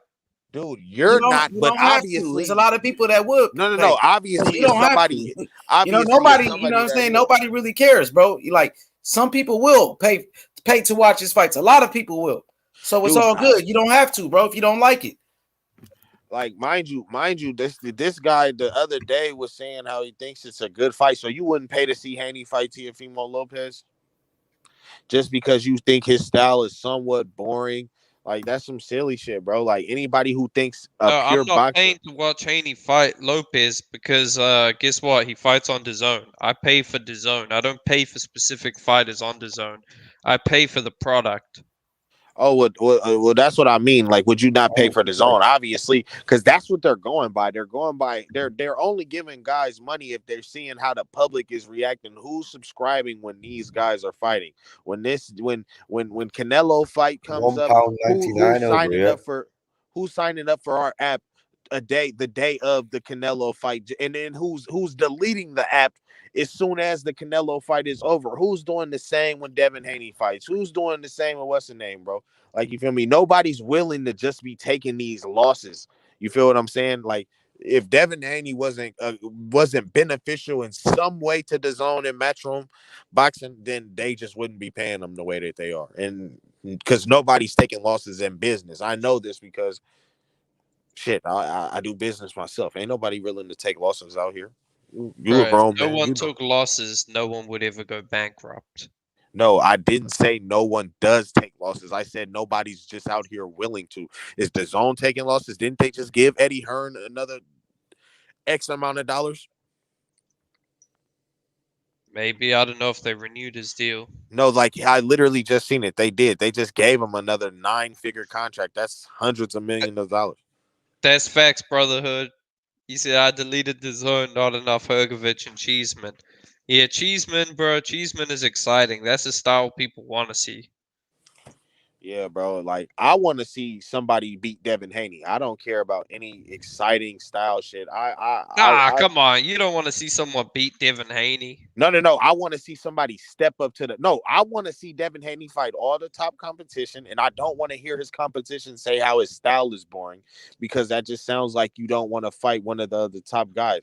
See, all that style is boring shit just gives a fighter ammo to say, oh, see, I'm not fighting you because the fans aren't fucking with your style. Even though you're a champion and you've been holding this prestigious ass belt in my division, which I claim I run for all these years. You've been holding a belt in my division, but I'm not going to fight you because my fans say that your style is boring. So nobody's going to fight my fights. No, that's bullshit. Everybody's going to buy this fight because everybody hates Haney. Just same way everybody was hating on Floyd. Like, it's that simple. to be honest, I don't hate Haney. I'm not the biggest fan of Haney, but he doesn't have a style like Demetrius Andrade that I really just don't like. I can at least acknowledge like Haney is more exciting than Andrade. Yeah, it sounds like you a Haney hater though. That's what it sounds like, you know. Nah, H, let me. He Yeah, that's don't what it sound like. sounds like. You know, No, you just want to hate on Haney, and I know you do. So it's all good, man. You know, have your fun or whatever. But at the end of the day, plenty of people that support Devin Haney. That's why he getting paid over $4 million a fight at 22 years old. You know what I mean? So the fight with Teofimo Lopez looked like it's gonna happen. Teofimo Lopez said he want the smoke, so we gonna make it happen next. Teofimo Lopez says some different shit every time he opens his mouth. I guarantee you, the next Yeah, time he he said he opens was his gonna mouth, send a contract 1 week, and you know he never did that. So hopefully, you know, he make the fight happen this time. mind you, Teofimo Lopez is the WBC email champion, seeing that he petitioned for that belt via email. And you know he's just a weirdo, you know, and he's not a real man. See, Bill Haney said that Ryan got a lot of bitch in him, and he get it from his daddy. I somewhat think the same thing about Teofimo. To me, they act exactly the same. Like they act like they both decided like we're just gonna do all we can to just like prolong this whole Devin Haney thing. Like, what type of champion says to another champion 3 to 5 years, and then his fans still walk around like this man ain't scared of another man who said, "Bro, we get paid millions of dollars to fight, bro, and this shit'll probably be some of the biggest shit this year, but we should just do this shit 5 years from now." Like, what type of pussy ass shit is that, bro? Make it You make know sense, what? bro. That sounds like I that sounds like a scary person, bro. Teofimo won't even matter in 5 years. Let Devin Haney touch him this year, and he won't even matter in 5 years. I think Tio started off good, but just like Keith Thurman, once he got to the top and achieved it, he just he switched up. He's just not real, bro. He's not about none of that shit he was talking before that fight, bro. Only black fighters get called boring. Ask AJ Haney and Andrade. Ah, come on, man. That's not true. I don't think Bivol is particularly exciting either. What is B-ball style? Is he the one that you said was the boxer out of him and Beater Biff? Yeah, he's the back foot boxer. Yes. Like, to be honest, back foot boxing, I like it, but it's not the most exciting to watch, dude. Like, let's just be real. It's a style of cat and mouse. Not cat and mouse, but it's a style of manipulation and a style of pure artistry. Like, that's really boxing, and that's why those guys who not even back foot, but guys who just put defense first and don't get hit. Like, those are the guys who are always the best guys in boxing. So no matter if anybody likes their style, nobody's out here saying any brawler and guy who's been in there, standing in there, taking punches are the best guys in boxing. Everybody loves those guys, but who are the best guys in boxing? You can be a front foot fighter and still be defensively responsible. I mean, we'll name them. Lomachenko. Lomachenko just got bopped up for 7 rounds by Teofimo with a weak ass jab that I would call weak because it's not really Bro, that. Lomachenko barely got hit in that fight. No, actually, that's not true. He was getting bitched the first 7 rounds by Teofimo. Bro, he was not getting hit a lot. Go watch it. Yeah, okay.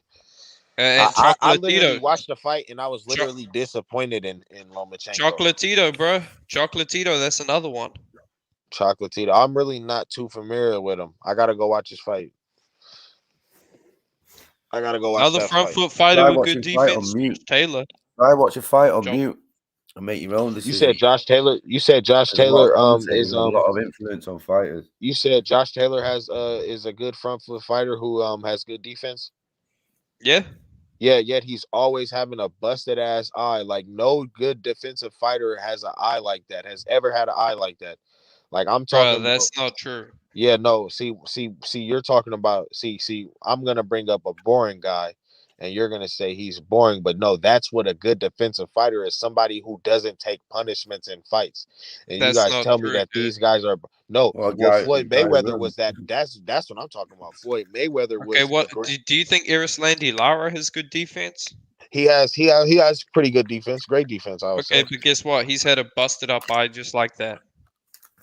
Okay, well, he's just not that good then on defense. Then shit, if you can get a busted up eye, Nah, then come bro, you on, dude. Like no, if some you fighters can get. What about like a thumb to the eye, dude? You can get a thumb to the eye, and it It's the same guy who's swells up saying your AJ was eye. running shit. on the Well, second I've never February. seen Haney, Floyd with a thumb to an eye. I just never seen shit. I guess it could happen though, but I just never seen it from these guys that I'm thinking about when I think great defensively.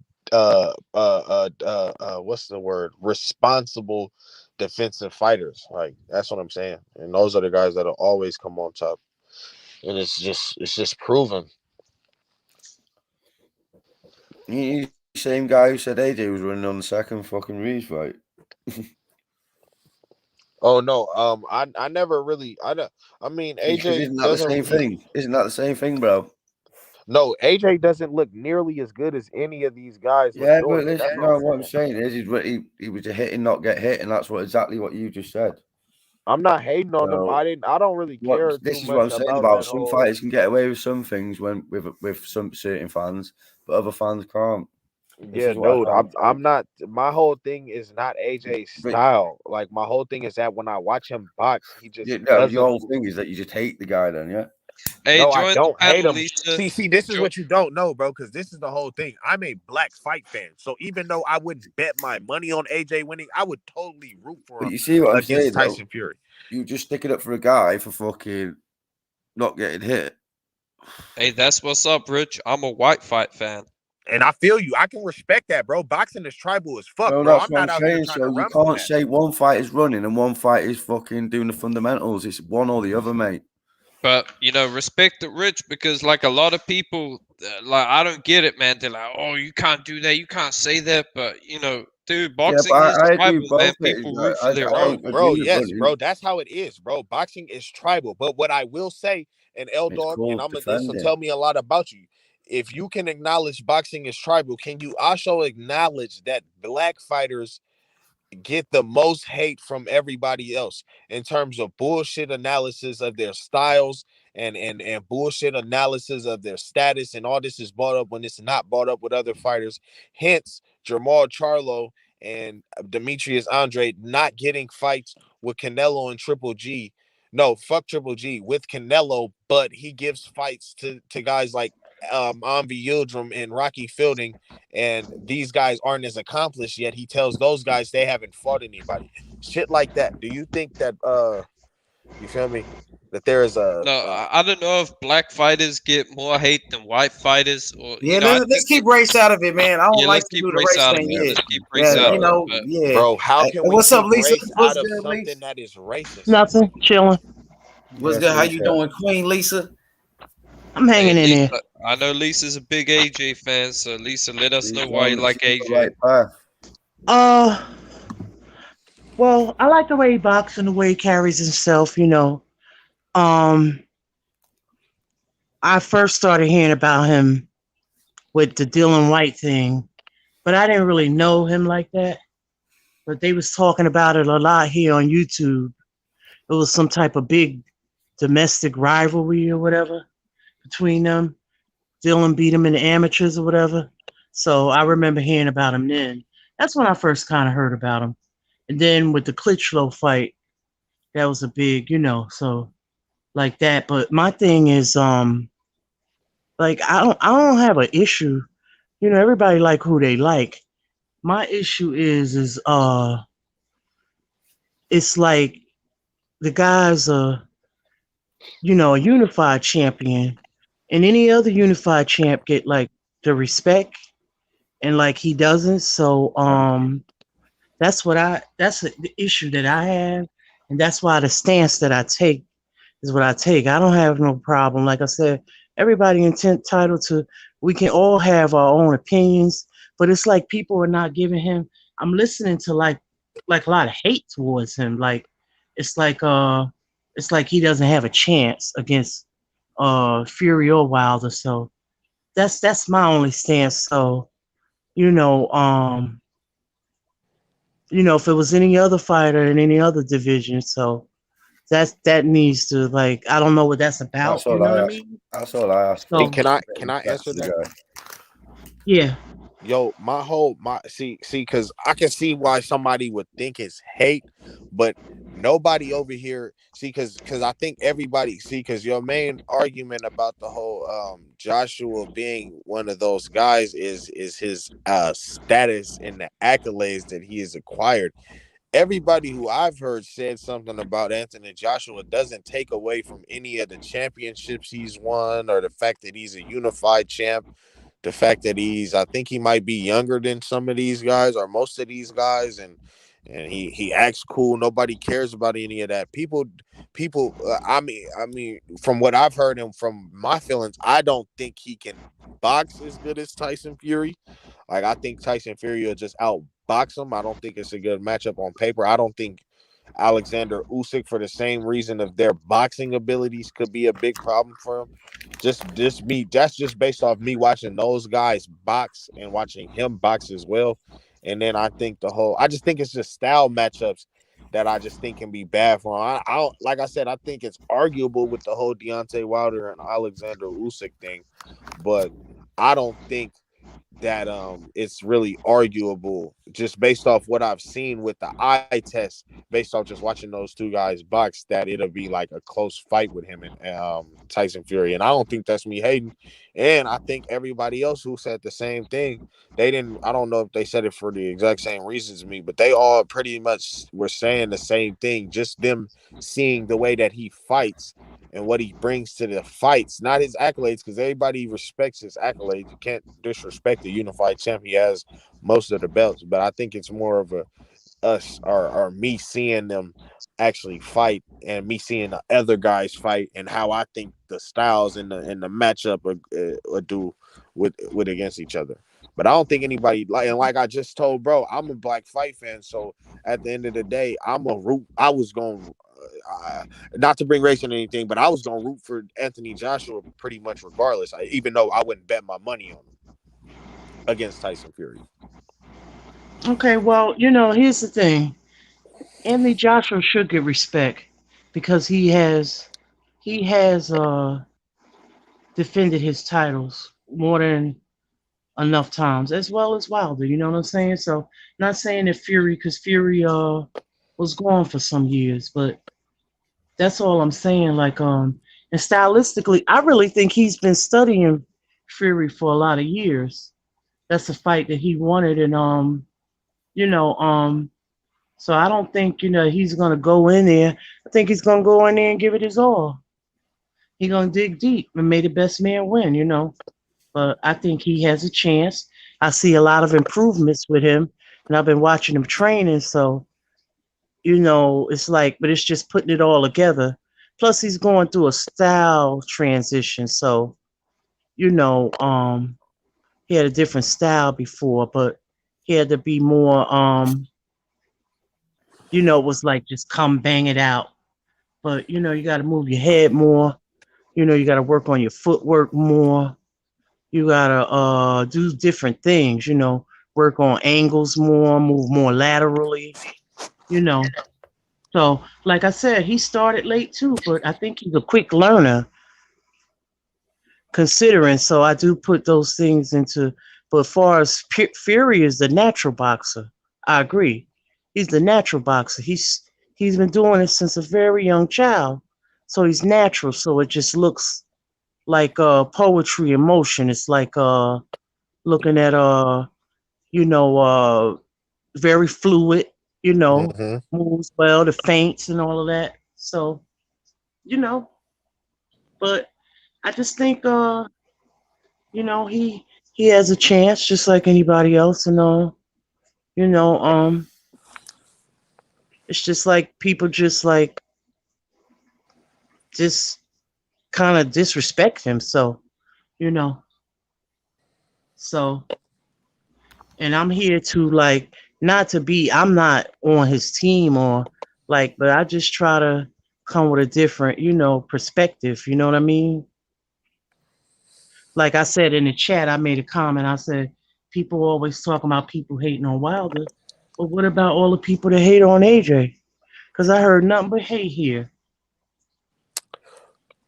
I would have to disagree with that. You heard nothing but hate because everybody respects AJ's accolades and what he's done in the sport. I just don't think anybody thinks he can fight up to par with Tyson Fury and Deontay Wilder, and some people was even questioning the Alexander Usyk. I don't think that's hate though. I just That's think that very disrespectful. no, it's not. Yeah, I think he can Yes, it fight is. up to par It's with very them, man. disrespectful. How did the man get to where he got to? See, well, first of all, somebody was judging against both of their performances against Klitschko, and somebody brought up how when Tyson Fury bought Klitschko, he was a little younger and fresher and had never lost or hadn't lost in however many years or whatever. And when Anthony Joshua fought him, he was older. And he got dropped by an older guy who didn't look the same as even when he fought Tyson Fury. I think everybody's looking at that. I think everybody's looking at the fact that he was stopped by Andy Ruiz when Andy Ruiz couldn't even stop an old Chris Arreola. I think everybody's looking at that. I think everybody's looking at the fact that I think people are over criticizing him. no, but Yes, they are. but how though? If all this criticism is legitimate, if he's never once talked about not fighting a mandatory, but for some reason now he's talking about not fighting Alexander Usyk, why now?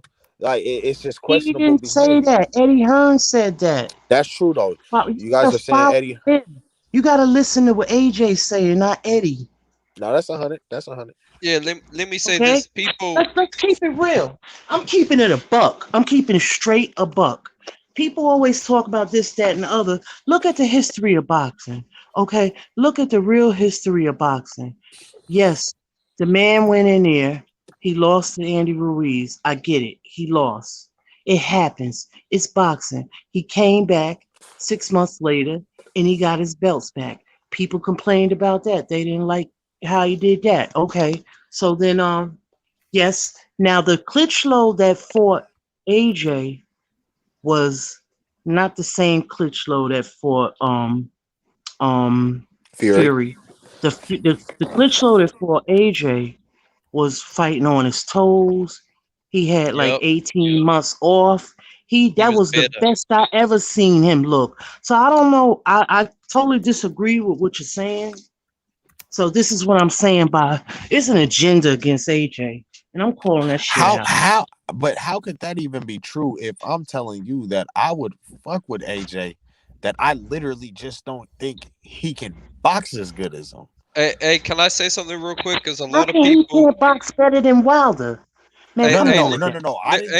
Let me interject here because I think this is a common theme. Like people, when they don't like a certain fighter compared to others, they always focus on the negatives.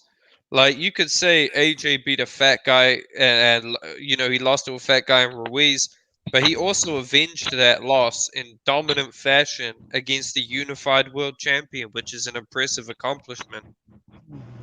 So it depends how you frame it. You can look at the negatives, but there's also positives to go along with it. You could say, oh, Joseph Parker was trash, but he was an undefeated world champion who had a win over a guy who went on to become a future unified world champion. DJ, he don't need to earn your respect. He already got respect. No, I don't not respect AJ. No, I'm not talking. I'm talking about DJ in the comment. I'm saying to earn your respect, your brother already got respect.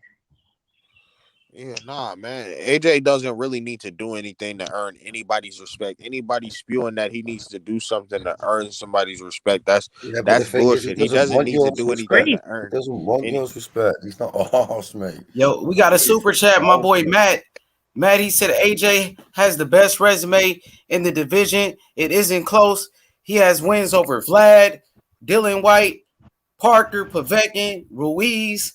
It isn't close at this point. He said AJ's the most proven. Man, shout out to you for the super chat. That's your opinion. Shout out to you. Thank you. Well, the brotherhood, You could say that if that's not If honorable I give to you you, £5, then will you agree with me? whatever. I H care money. less what you say because what you say don't mean nothing to me. I didn't say I agree with it though. No, I just said I said the brotherhood. Hey, I brotherhood. wasn't That's saying you, Lisa. I was reading Nothing the but super hate. chat. I'm sorry. No, I'm talking to the brotherhood. Like it's nothing but hate, man. It's nothing but hate. I'm calling it out. People always talk about people hate on Wilder. People be hating on AJ, and that's real shit. People hate on all the guys, man. That's the thing. When you're at the top, Yeah. people hate. Like that's you know the real reason why Yeah, Wilder, but you must Fury, be a AJ hater have for hating a guy haters who's is doing because his they're best. on top of the world, man. That's why they Yeah. got haters. If they were fucking How can you journeymen, they wouldn't have how can you haters. hate a guy who carries Yo, himself but like I that, don't, man? I don't hate none of those Shit guys out because what none of it those is. How guys can you hate a do guy who pussy carries ass himself shit. like Really, that? like other guys that do pussy ass shit. I would never hate a boxer or hate on him unless he didn't act as if a champion is supposed to act in terms of fighting all mandatories, no matter how big they are or not, because it's a mandatory. You feel me? It's a mandatory. If you don't do something mandatory at work, you get fined or something, or you get in trouble. So you get fired. So you got to fight all your mandatories, and you got to be willing to unify and go for undisputed, or else you're not really a champion, and you deserve to be hated on. Anything else, you shouldn't be hated on by anybody. And I don't think anybody's really been hating. I can see why somebody, yeah. I ain't gonna lie, whoever thinks AJ has something to prove, that would somewhat be some hater shit. I ain't gonna lie. That's some hater shit. He's been unified. He's a unified champ at this point. He's a gold medalist and a Jamal two-time Jamel unified Charlo champion. get credit for unified champion with 3 belts. And he unified in the You see weakest you division see in the boxing. shit I'm saying? You see the shit I'm saying? No, but I really think that people don't think. I think people really don't like his style and the way that he boxes and how he looks when he's doing it. I think people really think that he has a hard time with these guys. I don't think anybody doesn't like AJ though. I don't think anybody's just like, uh, uh, he. I mean, people do bring up the fact that he got knocked out by Ruiz, and that Ruiz. I think somebody brought up the fact that Ruiz had nah, fuck that. But yeah, I mean, I don't know. I did just read that comment. He did just say something pretty funny. He said, what he say? He said, avenging. That shit was pretty funny. But nah, that's not. They all got something to prove. It ain't just him. None of these guys is in the 80s or the 90s. They all need to fight each other. I agree with that. So they all got something to prove. Yeah. Yeah, it's there are still unanswered questions. A lot of unanswered questions. I think boxing is in a good place right now. It's a good place to see a whole bunch of it's no reason why these divisions shouldn't be like going for undisputed every couple of years for real. And I think it's at a point where it's a whole bunch of divisions that can be fighting for undisputed. And that's what boxing needs to get to. I think boxing should be more regulated, like a whole bunch of more tournaments and shit like that. I think that should have had the sport really turned up and to have people not talking about how the UFC is better. Because the UFC is making number ones fight champions, period. Like that's pretty much all you see. Number twos fighting number threes, number twos fighting number fours, ones fighting fours. Like that's really much all you see. It isn't really any room for anything else. And I think that's where boxing needs to get for real. And I think it's pretty much headed there. Well, not really headed I there. find that funny, the brotherhood, that Loma doesn't deserve a rematch, but Deontay Wilder does. Loma didn't punch for 7 rounds. He damn near does not deserve a rematch. And I don't really hear him talking about one either. I don't even think he cares about his rematch, but he Bro, did he's go been punching. calling for the rematch, and he won more rounds in his fight than Wilder did. Yeah, he did win more rounds for sure, but I don't hear him saying, but I don't really speak Russian or whatever, so maybe somebody else can hear him, but I don't hear him too much saying anything. But he for surely didn't win that fight arguably, and he didn't swing for like the first 6 rounds, and that was kind of weird. I think that was weird of him. I don't think he should have did that, but I also don't think he should go back down to 130. I think there's work for him at 135, but I think the work is with Devin. But I don't know if he even wants that work. But yeah, I think there's work for Loma at 135. I think him going down to 130 would be kind of like weird. As soon as you lose, just go back down. It'd be kind of weird. He had success at 135.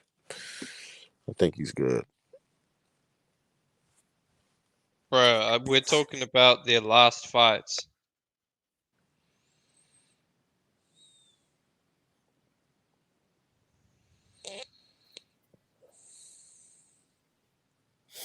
Loma won Boys gonna 6 call it a rounds night. clearly. 7 and 11 were obvious, and so was 2. Wait, yeah, Mike Lennox, you're obviously fiending. Round 2, I Loma thought he probably. won 5 rounds. I thought he won 5 rounds. Yeah, 7 through 11. Maybe 4. Like I thought he won 4 or 5 rounds. Yeah, I do think he deserves a rematch. The lineal title always separated boxers no matter what belt they had. Mike Tyson needed Spinks to be formally considered the top heavyweight. No, yeah, I think he won round 7 through 11. As soon as he started swinging, the fight changed, and that's why I thought he was kind of weird. Like, what was the point of you just not swinging at all, just for you to start swinging, and then once you start swinging, you obviously beating his ass, and that's why I don't really see what people see in Teo that much. It's like, bro, Teo looked good when Lomachenko was bitching up, bro, but as soon as Lomachenko did anything, Teo lost dramatically. He lost 5 of the last 6 rounds when Lomachenko wasn't being a hoe. And I don't know. He got touched up a lot. I think that's easy work, but I don't see why anybody's too big on that. Plus, he had a very and then Teofimo. See, this is another thing too. Y'all let this grown ass man say pussy ass shit after he fought Nagatani. He literally told y'all that if this would never happen, he wouldn't have this type of problems anymore. Not because he was gonna go into the gym and tighten shit up and work on shit, but he said because he's not gonna be fighting any more tall fighters anymore, bro. Like, that's the most pussiest shit I've ever heard. Y'all let this grown ass man say this shit on TV, and y'all I don't don't know, question man. it. The most pussy shit I ever heard was when Charlo said, "I'm not fighting anyone under 25 who isn't vaccinated." Yeah. But has he lost to any, or was he in any questionable fights with anybody under 25 and hasn't been vaccinated? Man, come on. Now you're That capping for might have your been some fighter. look. That might have been some pussy shit, bro. But is it more pussy than you having a hard fight and saying, bro, I'm never gonna fight this type of fighter again? Bruh, Teo was That's joking. no, Hey, what? I want to read this comment real quick by Will. Will said the lineal title always separated boxers no matter what belt they had. Mike Tyson needed Spinks to formally be considered the top heavyweight, which is correct. Shout outs to Will, my brother. Thank you. Nah, yeah, that was a good comment. Yeah, he won't be fighting y'all. No other tall fighters in his weight class. I guess I don't know. You got to reiterate that Charlo shit himself when Jacobs pressed him. Charlo also flints when Danny Jacobs ran up on him. Jesus Christ, I would hope not. But nah, yeah, easy route. But I see Charlo been getting better as a fighter, man. He looked pretty good against Devianchenko. He showed a great jab. I like this movement. Charlo looks like he's getting better, bro. I think so. And Demetrius Andrade, he's starting to slow down, so it makes for an interesting fight. Hopefully we can see it. And hopefully Triple G will fight one of these guys. Hopefully, man. Probably not. Triple G will fuck around and retire after his next fight, bro. And some of his fans will really think he did something in the sport. Obviously, he didn't, though. I'm sorry. It's sad to say, but it's whatever. Nah, I think he did do something, man. I mean, he got a draw and he lost to Canelo. And then he beat somebody who But see, Canelo once beat. again, you're only looking at the negatives. Look at No, what I'm Triple saying G has done in the sport, dude. No, I'm He had looking at one of what the he. longest title reigns in middleweight history. No, but Hey, against L who, Dog, bro? you look at the negatives a lot when it comes to Devin Haney and other fighters, you know what I mean, that you don't like. So, we got to be consistent right now. Now, at the end of the day, Charlo has been getting better. Demetrius Andrade has been slowing down. We seen that in his fight against Liam Williams. So now I think it makes for a 50-50 fight between those two guys. I think so. Now, Triple G, he's about to fight Murata in a unification. Now, that's a good fight for Triple G. Now, if Triple G wins that belt, he must fight Charlo, or he must fight against Demetrius Andrade for undisputed at 160, I think. You know what? Better yet, H, while Triple G fights Murata, Andrade and Charlo should fight at the end of the year, and the winners should fight each other tournament style for undisputed. Yeah. That's what should happen, man. If someone else is unifying, why don't the other two champions get together and say, you know what, let's unify? How did Murata get that belt? I heard he's been inactive. I heard he hasn't even been fighting. So how did he get elevated to the super champion of the WBA? Well, what happened was the WBA belt went vacant. He was the regular champion, and he was a defending regular champion. So they elevated him. Similar to he hasn't fought like in a couple of, I think about 2 years, they said, Murata. He hasn't fought in 2 years. So that's ridiculous, man. But Triple G, it looks like he gets an easy win right there. So he going to have 2 belts. I think 3 belts. He got the IBO, he got the IBF, and now the WBA. So he should fight against Demetrius Andrade in a unification. One step closer to undisputed. Hey, man, if he beats Murata, let's see it. Yeah, they should make it happen. Eddie Hearn got both fighters, too. They both on the zone. They should make it happen. I think Triple G will knock out Andrade. I think Andrade, I don't know, man. I don't see what a lot of people see in him. I think that Charlo is probably the best fighter of 160 right now.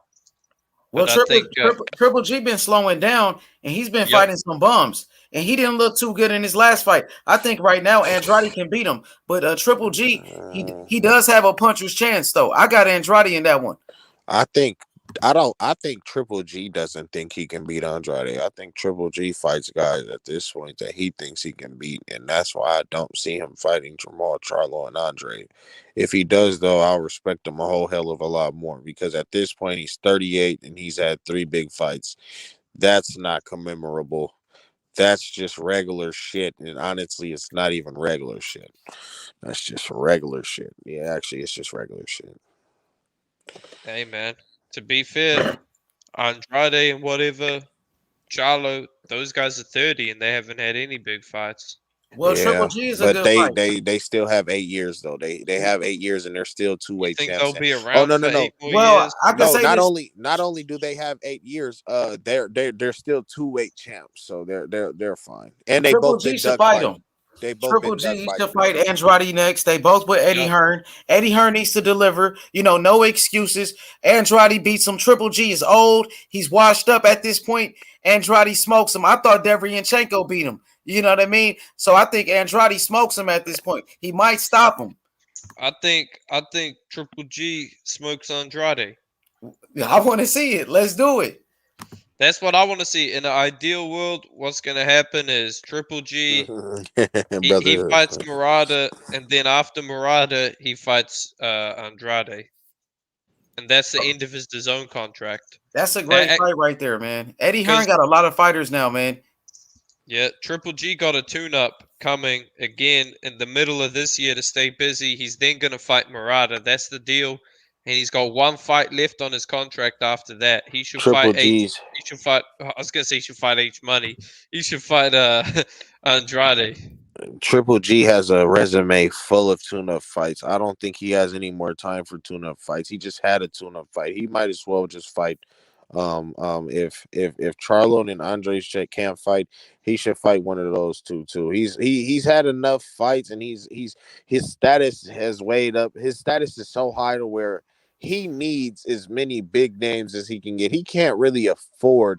See, for you guys to want to, or for anybody to want to talk about him the way that they do, he needs both Charlo and Andre as wins on his resume before he goes out. So if he, in the middle of the year, if he's going to fight Murata in December and that's for a belt, I can see that happening. But he should also fight one of those guys, since we've already established that. Well, we didn't establish, but somebody has said earlier that the Charlos wasn't trying to do business with the Andre, well, with Demetrius Andre. So if that doesn't happen, he should try to make one of those fights in the middle of the year, because I'm tired of watching Triple G fight tune-up fights. He's always fighting bums.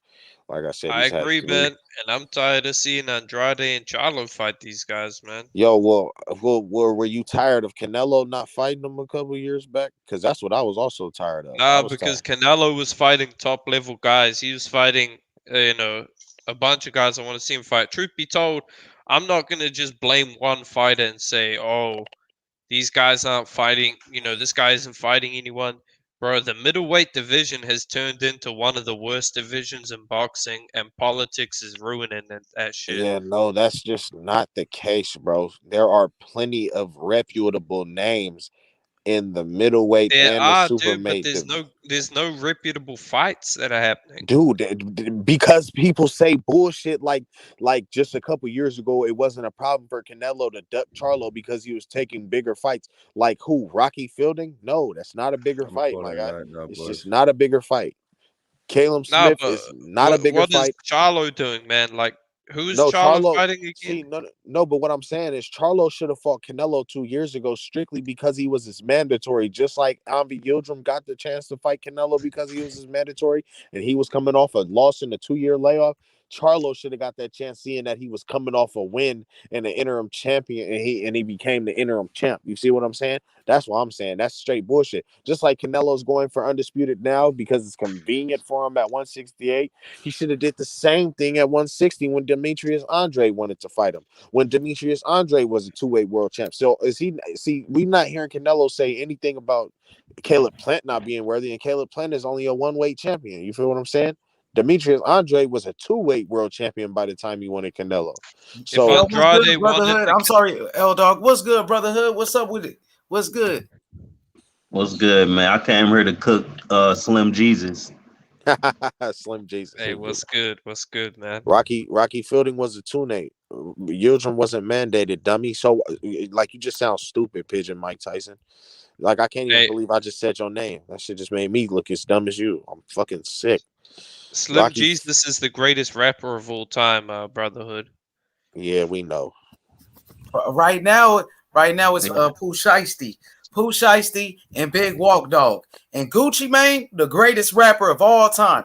Gucci Mane is the GOAT.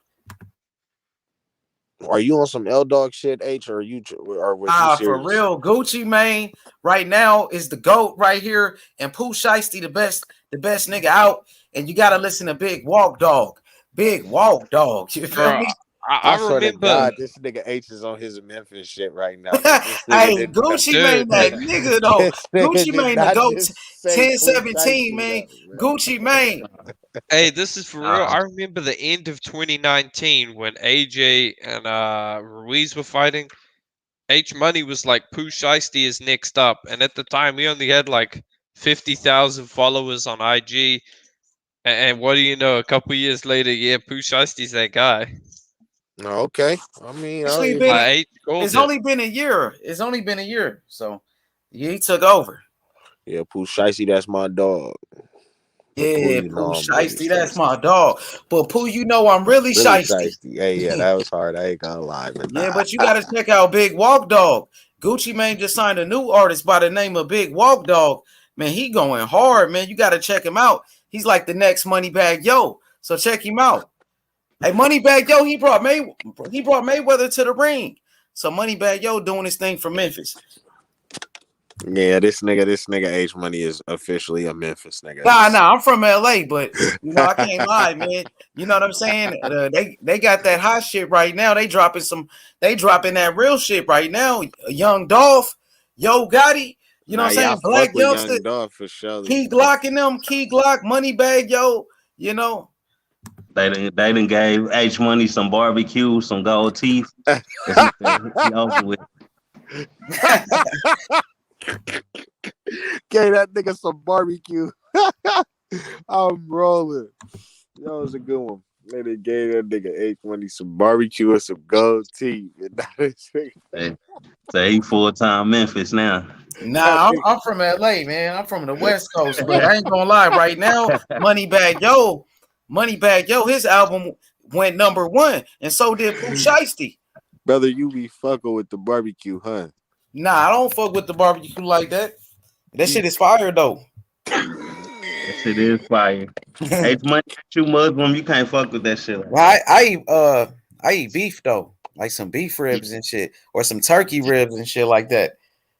Beef ribs is better anyway, bro. So. Yeah. Hell no, I ain't gonna lie. I have to differ you on that one, my guy.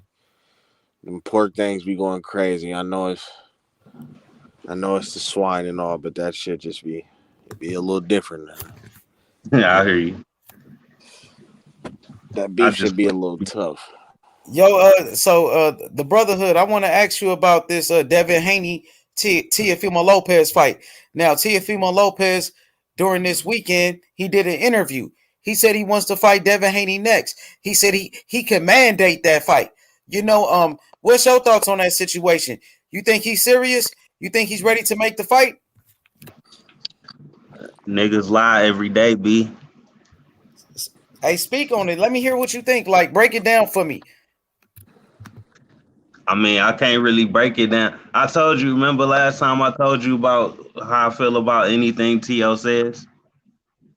It's like, it's like you go to another dimension at this point when you say anything, because you don't know if he lying, you don't know if he telling the truth, you don't know what's going on. Sometimes he talk just to hear himself talk. You know, he one of them guys. He walking around with a fucking rubber duck on his head and shit. Like, you know, I don't know when to take this guy serious, bro. You know, it's at that point. Yeah, bro. He said a lot of things in these past 6 to 8 months, right? He said a lot of things, and some stuff been true, some stuff been lies. So, he say something now, and I don't know what the hell to think. You know, it's like when Eddie Hearn talked. He got himself into that position. You know what I'm saying? Everybody think Eddie Hearn a liar. He got himself one of them type of reputations. Well, hey, that's what he said, Brotherhood. Some people feel like he's trying to promote his fight with Cambosis since nobody's talking about it.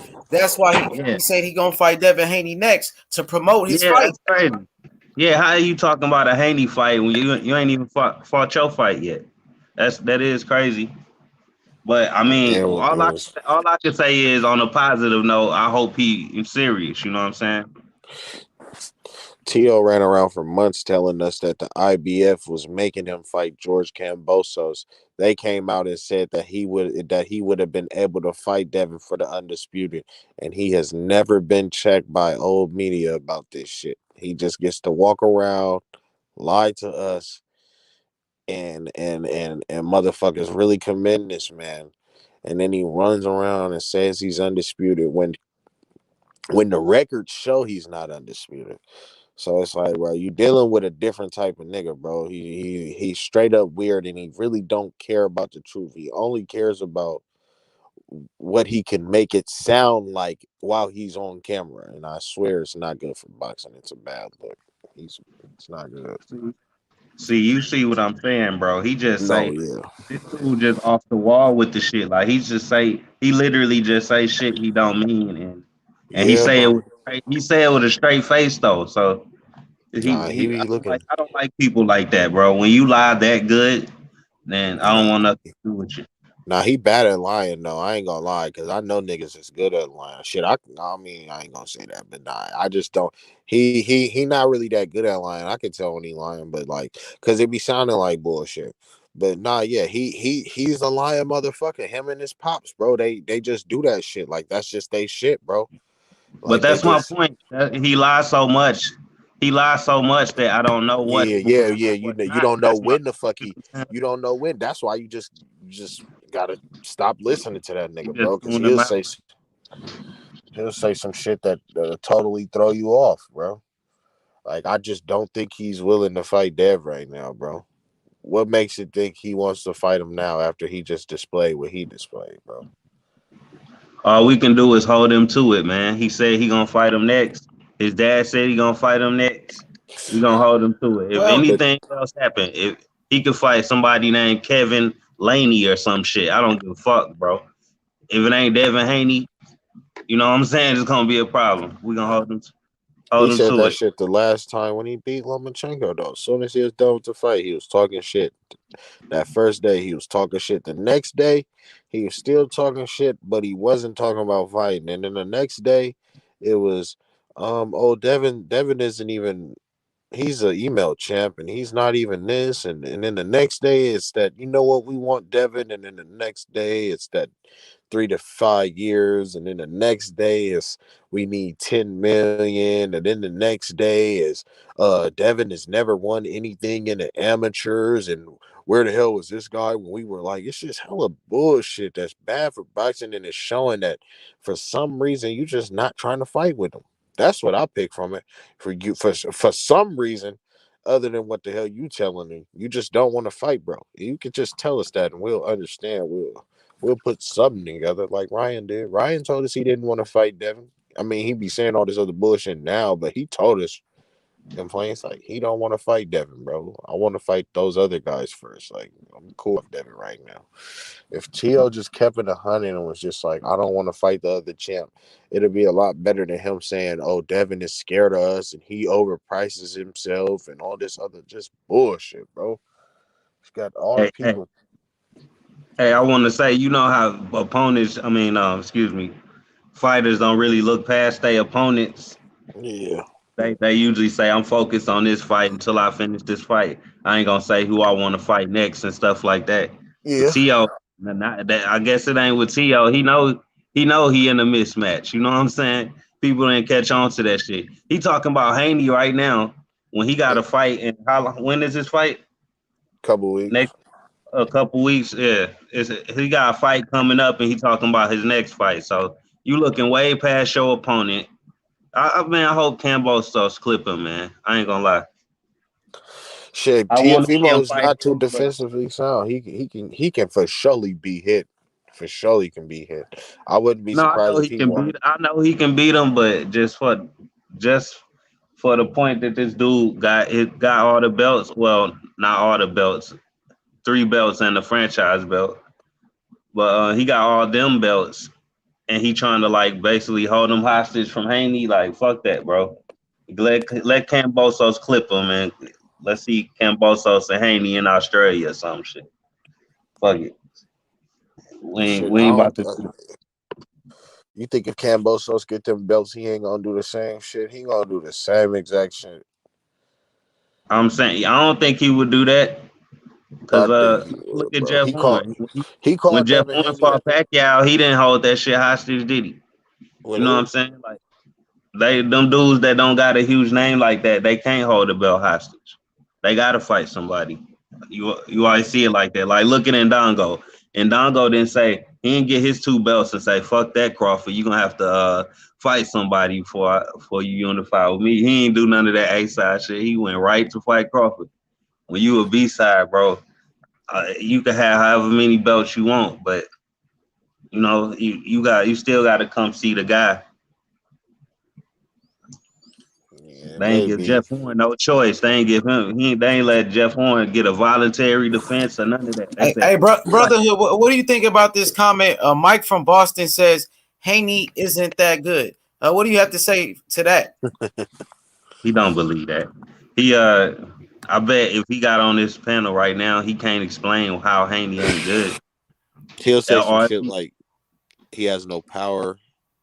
Yeah, something cliche, bro. Yeah, he'll say some shit like he ain't got no power. Hey, Mike from Boston, I'm gonna say this now. If he's not that good, why not Teofimo Lopez just fight him then and beat him, for his biggest payday?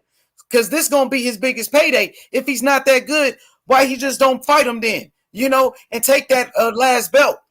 Obviously, he got to be good because Teofimo Lopez and his dad, they ducking him. They ducking Devin Haney. They sparred him twice. They know about his boxing skills. They afraid of his boxing skills. They afraid of that jab. Devin Haney got the best jab in boxing. He's too fast. If Haney ain't good, why Tio asked for 10 million to fight Haney, but he only asked for like 2 million to fight Loma. Exactly. Duh. Like everybody running away from that type shit. People He only wanted people 2 talk mil for about the that. 10 million shit. They talk about it, but they don't compare it to what he asked for Loma. Remember, he asked, he was like, give me 500K more and I'll fight him or something like that. He was Nah, trying to hold out. remember they was saying that they was finna get the 10 mil for Cambosis I remember when them niggas was saying that they got another, you know how they got the 4 mil or the 3.9 from Triller? Yeah. I remember they was talking about they got another $3 million from Twitter and that shit was false. Like, when the fuck did Twitter ever give anybody some money? You feel what I'm saying? Like, bro, it should just be weird as hell, bro. Teofimo is a weirdo. Nigga just be lying. Twitter did have that Adrian Broner versus Granados fight that one time. Yo, but did you see a Twitter deal for Teofimo? Because I instantly Googled it and I couldn't find shit about it. No, hell no. I mean, I ain't never heard about that, but I ain't gonna say they ain't never had boxing. They did have that one fight. Yo, what's good, Big Dog Willie? What's good? What's up? What's up? Man, what do you think about the conversation, my brother? Devin Haney versus Teofimo Lopez. Man, I'm gonna say this real quick, man. I don't know why cats are hating on Devin Haney like he's a scrub or something like that. Man, dude is nice. He had got punched one time in his face. He stumbled, and he made out the fight after he went in 10 rounds straight. I don't understand this shit. This is hating. Yeah, pretty much. Yeah. Because they've never seen my bad. Go ahead. Go ahead, man. Go ahead, bro. Because I've never seen Teofimo Lopez dominate somebody for 10 rounds like that. No, it's ridiculous, man. It's just ridiculous. I don't understand. Like, so Ryan Garcia gets floored by somebody who has no punching power and gets back up, and he did the greatest thing ever. He survived the fight. That's a true champion. This guy get punched dead in his face, survived the rest of the fight, and now he's no good. Come on, man. Double standard. Bias. That's what you call double standards, and that's what you call a bias, man. I'm telling you. Yeah, and Haney beat the better opponent. The better opponent. That's crazy. No arguable rounds. Better than Campbell. Dominate for 10 rounds. Easy dominates. Easy. Mind you, Luke Campbell has never won a belt in his life in the professional ranks, so I don't even understand how this could. No, man. That's what I'm saying. It's just hating. See, I told you, yeah, exactly. It's just pretty much it's literal. It's literal. Just hey, you can't make it make sense without saying I'm a hater. Yeah, I hate this guy. They just gonna say you hating on Luke Campbell or not giving him credit or something. When Luke Campbell ain't even like I wouldn't even compare him like to a Dillian White when it comes to a pro career. Like Dillian White career shit on Luke Campbell's, and White ain't even been a champion himself. So it's like, come on, man. Linares dropped 18 seconds into round 1 2 fights ago. Linares was fighting at 140 where he had no business fighting. If he knew boxing, you would have said that, but it's okay. We'll give you your credit.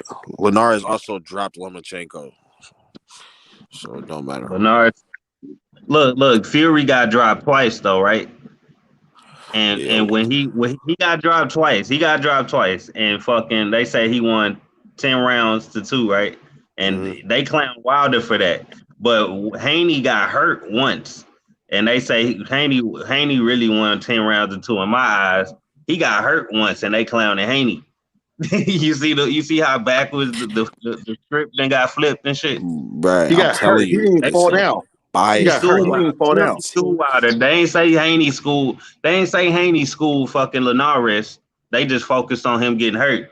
Why they ain't focused on Fury getting fucking hurt and dropped twice? You see what I'm saying? It's like when double you flip standard. the bro, the shit. That's the double standards always there, bro, and I'm always pointing them out. Yeah, keep pointing them out, bro. It's making certain people sick, but it's just a plain double standard, bro. If you're looking at somebody as if he's, and it's almost like, it's like, damn, Devin can't make mistakes. That's how good you think he really is. That's how good you think he is. You don't even expect this from your pound for pound great. You feel me? You don't expect those guys not to get hit, but you expect Devin just to shut everybody out. I mean, shit. I mean, that just shows how highly you actually think of my guy. You feel what I'm saying? That shows how highly you think of him. If you don't think cause shit, I knew that Linares could hit go in there and hurt Devin if Devin wasn't totally on this shit type shit. So you feel me? It just shows how other people really think about him. Look, he say it was a wash Linares that Devin beat, but y'all say Wilder was cherry picking Fury. So I guess that's a good comparison in my eyes. Fuck that. Linares was washed, but okay. So if that's the case, y'all say Fury was coming off the couch in 300 pounds. So obviously y'all saying Fury was kind of washed in a way. So I think I made a good comparison. But y'all, you say we ain't give T.O. no credit. He said we ain't give T.O. no credit for beating a guy better than Linares. And nobody ever take credit away from T.O. win. I just said he washed Loma in the fucking comments. So what are you talking about? Shit. I give him credit for winning against Loma, but Loma didn't prove that he was just way better than Linares, and T.O. didn't just dominate Loma the way Devin dominated Linares. So it's just that's the way I see it. But I never, not once did I ever think that Loma won the fight. I gave Teofimo his credit for beating them.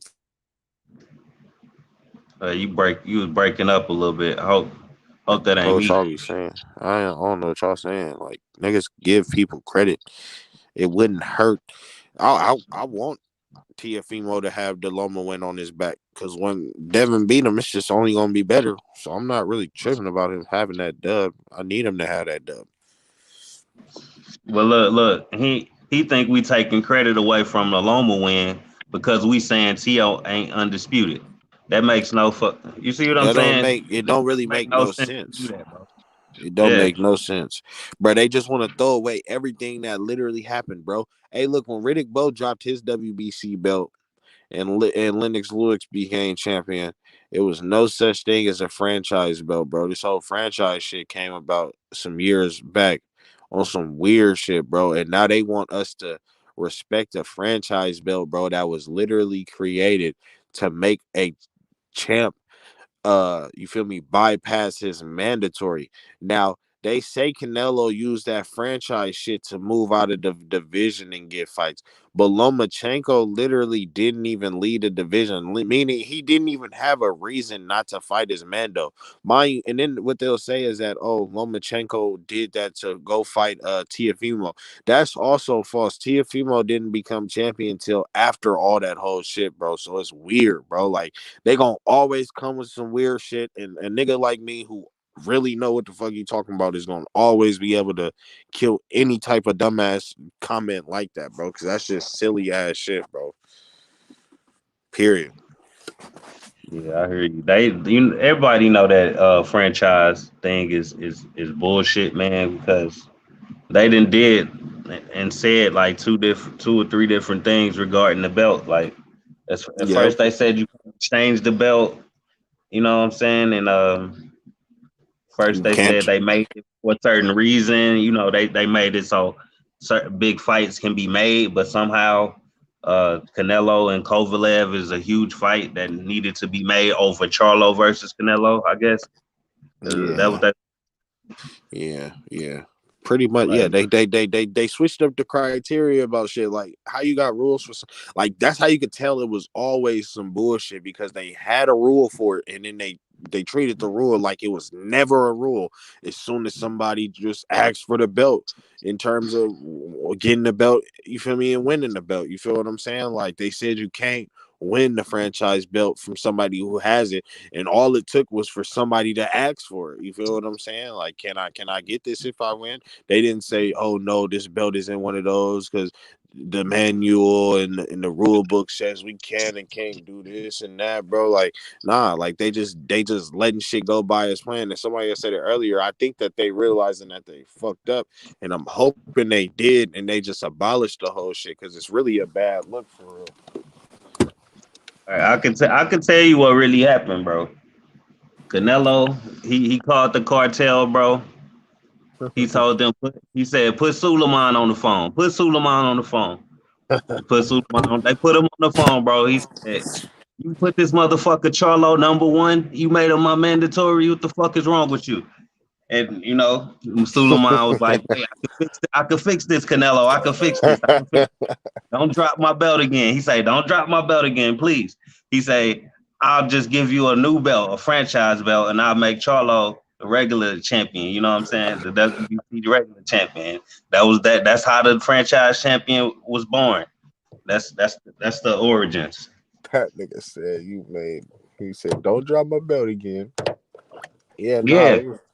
Had to have been some weird shit. It don't really make no sense on how they just started somewhere because they didn't offer Riddick Bowe no franchise belt. That was never in the conversation. You feel what I'm saying?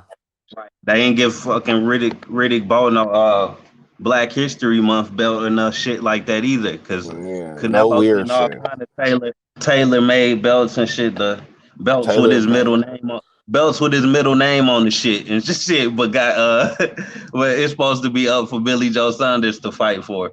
You know what I'm saying? It's Canelo face on the motherfucking belt. He pointing on the motherfucking belt with his picture on it and shit already. But but they saying Billy Joe could win this belt. This shit silly as fuck, bro. It's like WWE. No, for real. Like for real though. A fucking franchise title, bro. That don't got like when the fuck have we ever seen a champ ever have 2 mandatories, bro? Like have you guys ever seen that? Because I don't think I've ever seen a champion like Devin Haney just did have 2 mandatories. Ryan Garcia and Javier Fortuna at the same time was his mandatory. Has anybody ever seen this?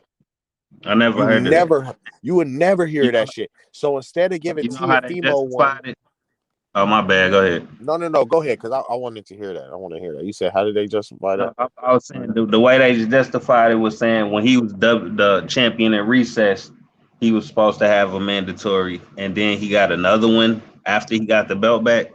Yeah, so they give him 2. I'm like, wait a minute, y'all didn't do it like that with Wilder. Y'all didn't stack mandatories on him or Gary Russell or nobody.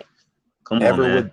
Would never do no weird shit. That was all just to protect Teofimo weird ass. That's what that got me thinking. Like, bro, you gonna put all these names and then they like keep him out of fun.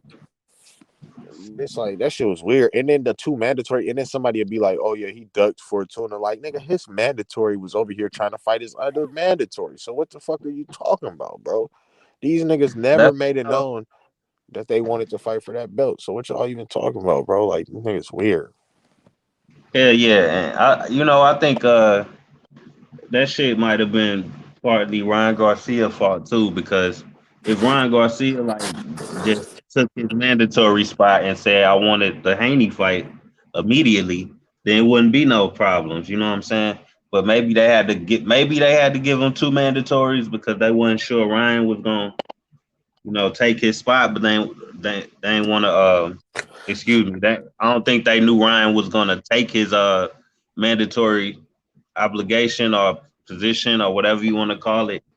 So they fuck it. We gonna give both of them the shot to be mandatory just in case one of them don't want it, I guess. Yeah, but Ryan, see, how can Garcia all of a sudden have mental health breakdown and shit? So I don't know, bro.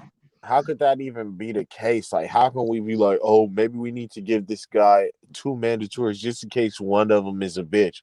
It's like, bro, no, look. Can't you see the signs though, bro? Let's think about it. No, I can see look the how signs. Ryan Garcia was acting. I'm just saying, look how Ryan Garcia was acting after he beat Campbell, right? He was acting like he didn't want to say Haney name. He was acting scared and shit. So obviously he already knew he wasn't going to Haney direction. And maybe the WBC knew as well. See what I'm saying? And they probably knew he wasn't gonna take his mandatory shot, even though he just got the interim belt, which guarantees you a mandatory shot. So they both knew that he wasn't gonna take the shot. Then that's probably why the 2 mandatory thing happened. See what I'm saying? Yeah, it probably was. That's most likely. See, that's what people don't want to think. It's like, but it's for surely hella backdoor blackballing going on in the whole situation, bro. Motherfuckers don't It want to is. see it like that, but it's for surely happening behind closed doors because it's no reason to give somebody two mandatories. See, what you do when you give somebody two mandatories is you take the heat off of both of them. You feel what I'm saying? You take the heat off of both mandatories by so they both can say, "Oh, he had what's the name to deal with as well as me." It's not like I was just automatically given an opportunity, and then it gives somebody the room to say, "Oh, that he was ducking both mandatories. Why did he fight Linares if he had two other mandatories already?" It gives us the room to say this, even though if Devin really was to have ducked his mandatories, his belt would have got taken away. You feel what I'm saying? It's just it's just hella bullshit. And a mandatory, just like a champion shouldn't be able to duck a mandatory shouldn't be able to duck a championship fight. But it's Yeah, that was crazy. It's probably never happened in history. This shit don't happen for real. Yeah, that's crazy, bro. That's what. It's funny you said that. I had to laugh because that's some new shit, bro. That's like the mandatory ducking the champion now. What the fuck is going on? Shit I has thought never happened. the whole point of boxing and going pro was to get the title shot to and get become a titles. champion. And now you This got niggas motherfucker talking said, about no, they people's no, champions.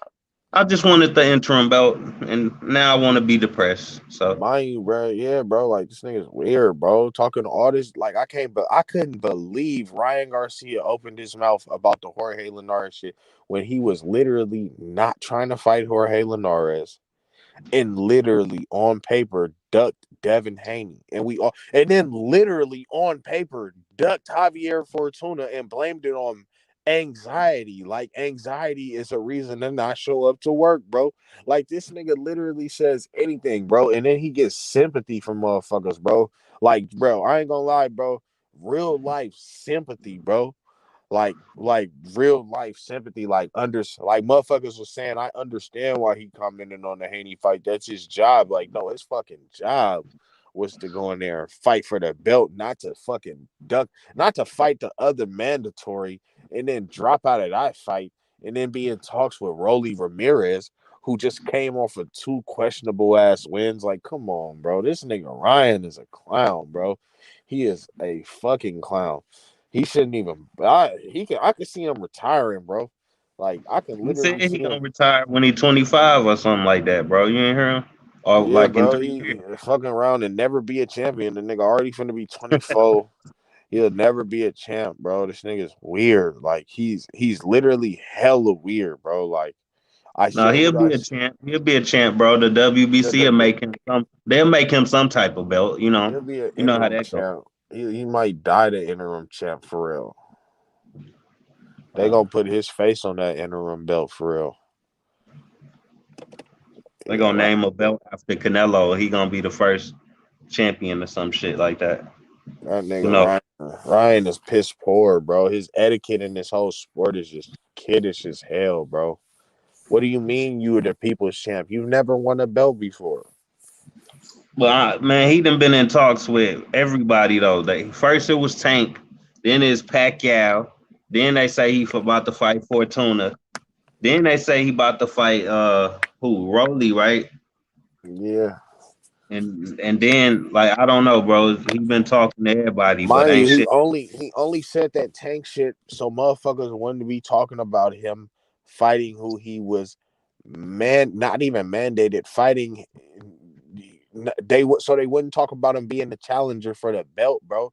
Like you got to really see through this shit, bro. Why would somebody who is a challenger for a belt be talking about, first of all, Tank Davis, and then the next thing was Manny Pacquiao? First of all, if you were fighting Manny Pacquiao, it wouldn't have been for literally anything, bro. That fight was never going to happen, bro. Like I was like, Manny Pacquiao, like what you gonna do? Move up to 47, or you gonna move up to 40, or he gonna move down, or how is this gonna work? You guys are gonna you're gonna do an exhibition in the middle of your career, not even the middle, like really the beginning of your career. You're gonna do an exhibition and lose to Manny Pacquiao just for what? Like it never made sense. Nothing he ever said, bro. He's just like Teofimo, but just not as It bad because it makes sense now, bro. It makes sense. It nah, yeah, actually do make sense. It does. No, it makes sense that all of the shit he says doesn't make sense. It all makes sense now because we know he got mental health issues. Yeah, he's mentally ill or something. Cause So this nigga, man, we've been listening to a motherfucking maniac. Yo, this nigga, we've He been been off listening to a maniac in social media just pour his heart out. All this no shit ain't cap. nothing. Yeah, he just been having episodes. Yeah, bro. It's something That wrong. motherfucking that shit he did on that Tyson show, bro. That was a fucking manic episode, bro. That wasn't Ryan Garcia. That was not Ryan. That was not He don't King really want to Ryan fight G. y'all. Come on, man. King Ryan. King Ryan. He said you gonna need a stepping suit, boy. Like, come on, man. What is that? What is that? A country accent, boy? He said you gonna need a stool to get up to see me, boy. Yo, like shut the fuck up. You don't even about this shit don't even sound believable. Yeah, right. That nigga cried on top of a bunk bed somewhere that same night. Yeah, yeah, nah. Ryan is bad, bro. I don't know, bro. Ryan, I don't see why he even man. That shit made me hella mad. I'm like, bro, this nigga really make himself look bad out here, bro. Like this shit ain't even a good look no more, bro. He's already a duck. He's never won a belt. Like, what would we even gain from beating Ryan Garcia? Scary anxiety, ducking Fortuna, who ducked me fight ass. Like, the Fortuna has already stated, his manager and his promoter already stated that they ducked Devin Haney. So it's like, bro, why are you ducking the dude that ducked me? The fuck is wrong with you? And he for surely ducked Fortuna. I don't think he liked that fight with Fortuna, and that's why I think he dropped out. It's for surely not because of no what's the name, bro. And I don't care what nobody say. All people weren't the same. They don't all react to like, nah, none of that, bro. That nigga was never depressed. I mean, shit, he might have had, and I can see him having anxiety issues. I can see him getting dropped by Luke Campbell and realizing that Luke Campbell really isn't shit and that you got dropped by him and thinking like, damn, I really talk all this shit. And now it's a lot of pressure because I got to come with another big fight. I can see him being the anxiety being a lot. And then because him not being confident in himself, being depressed, and I know he doesn't want to admit that, bro. So the only other reason why he could have not fought Fortuna, bro, was because he just didn't like the style matchup and he wasn't feeling confident about himself. Either way, it wasn't some shit like the anxiety because it's like, bro, what are you anxious about, like anxiety isn't always like a negative thing either. Like, bro, you on some weird shit, bro. You just think first of all, you trying to use mental health as an out because you know everybody's fake conscious about this whole mental health shit now, bro. So you trying to use this as an out and you know some people are gonna be supportive. But come on, bro. This is the fight game, my nigga. You're not finna be able to come with some bullshit like my mental health isn't intact when motherfuckers be going through actual real shit and you literally ain't going through nothing right now that ain't nobody ain't been through. You feel me? Like you just a regular ass pussy, bro. And like Bill said, he got a lot of bitch in him. Yeah. Shit, I'm sitting here reading the chat and shit. These dudes talking hella shit. MMA sucks and Let me see. Haney requested the interim belt so he wouldn't be.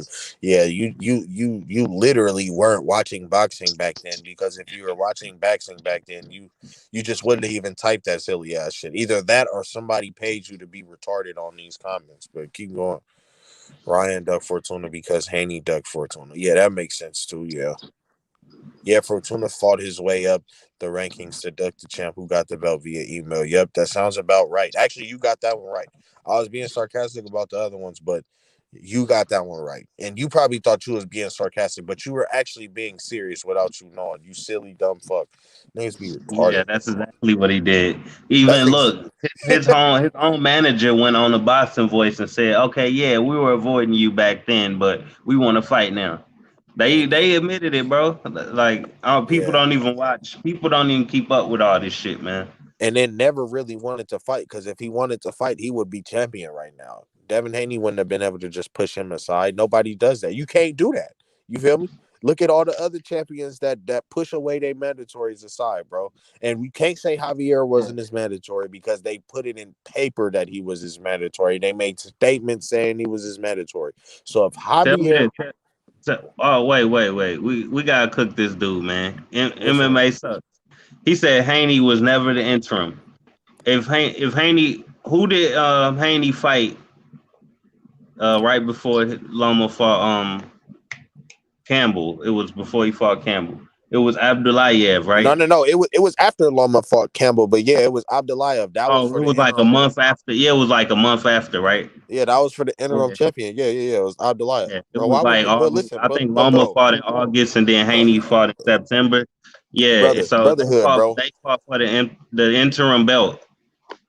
Brotherhood, bro. That's what I'm saying. Why would we argue with a nigga talking about some Haney never was mandatory, Haney never was interim belt? If we Right, what's the point, bro? why Like would we even respond to silly shit like that if we know what happened? And it's niggas like this that really stop these. Well, that's why I guess because it's niggas like this that really make it that give Teofimo Lopez and niggas like that ammo to be like, oh yeah, Tio's actually undisputed because Haney's the email champ. Like, yeah, okay, he's the first like ever. nobody even saying the shit. Who's even talking about the shit he talking about? Look, he said you had this predetermined conclusion and reverse engineer your way there. T.O. the best at 135 until proven otherwise. Nobody ever said he not the best. Shit, I did. T.O. is not the only best at thing, 135 until he's not the best until proven otherwise. Shit, fuck you talking No, about. I'm saying you can think he the best if based on what he done. Like that's fine with me. But I'm saying we focused on why he ain't trying to fight Haney or why nobody ain't trying to fight Haney, and you focus. I don't know. You focus on protecting T.O. and boosting up T.O. So obviously, yeah. At the end of the got some day, type of attachment to him. yeah. At the end of the day, Haney fans say how they want the Teofimo fight, and Teofimo and Ryan fans try to tell everybody else that Haney's not big enough and stay away from Haney because he hasn't achieved enough. Power. Yeah, he has no power. Like that's some pussy ass shit, bro. It sounds like if we grew up in the hood, bro, you guys will be pussies and people will be perceiving us as bullies, but really we're just guys who are about business and you guys are about playing with Barbie dolls or something. Like that's some pussy shit. At the end of the day, bro. Wait, I don't even remember exactly what Haney was never Lomachenko's mandatory. So why the fuck does he have Lomachenko's belt? He requested to fight for the interim belt instead of the title eliminator for Lomachenko's belt, bro. Please. Okay. MMA sucks. The interim belt had I want not to been ask him. used since. My bad. Go ahead. No, I'm reading MMA sucks. The interim belt had not been used since the 2013 before Haney requested it. Okay.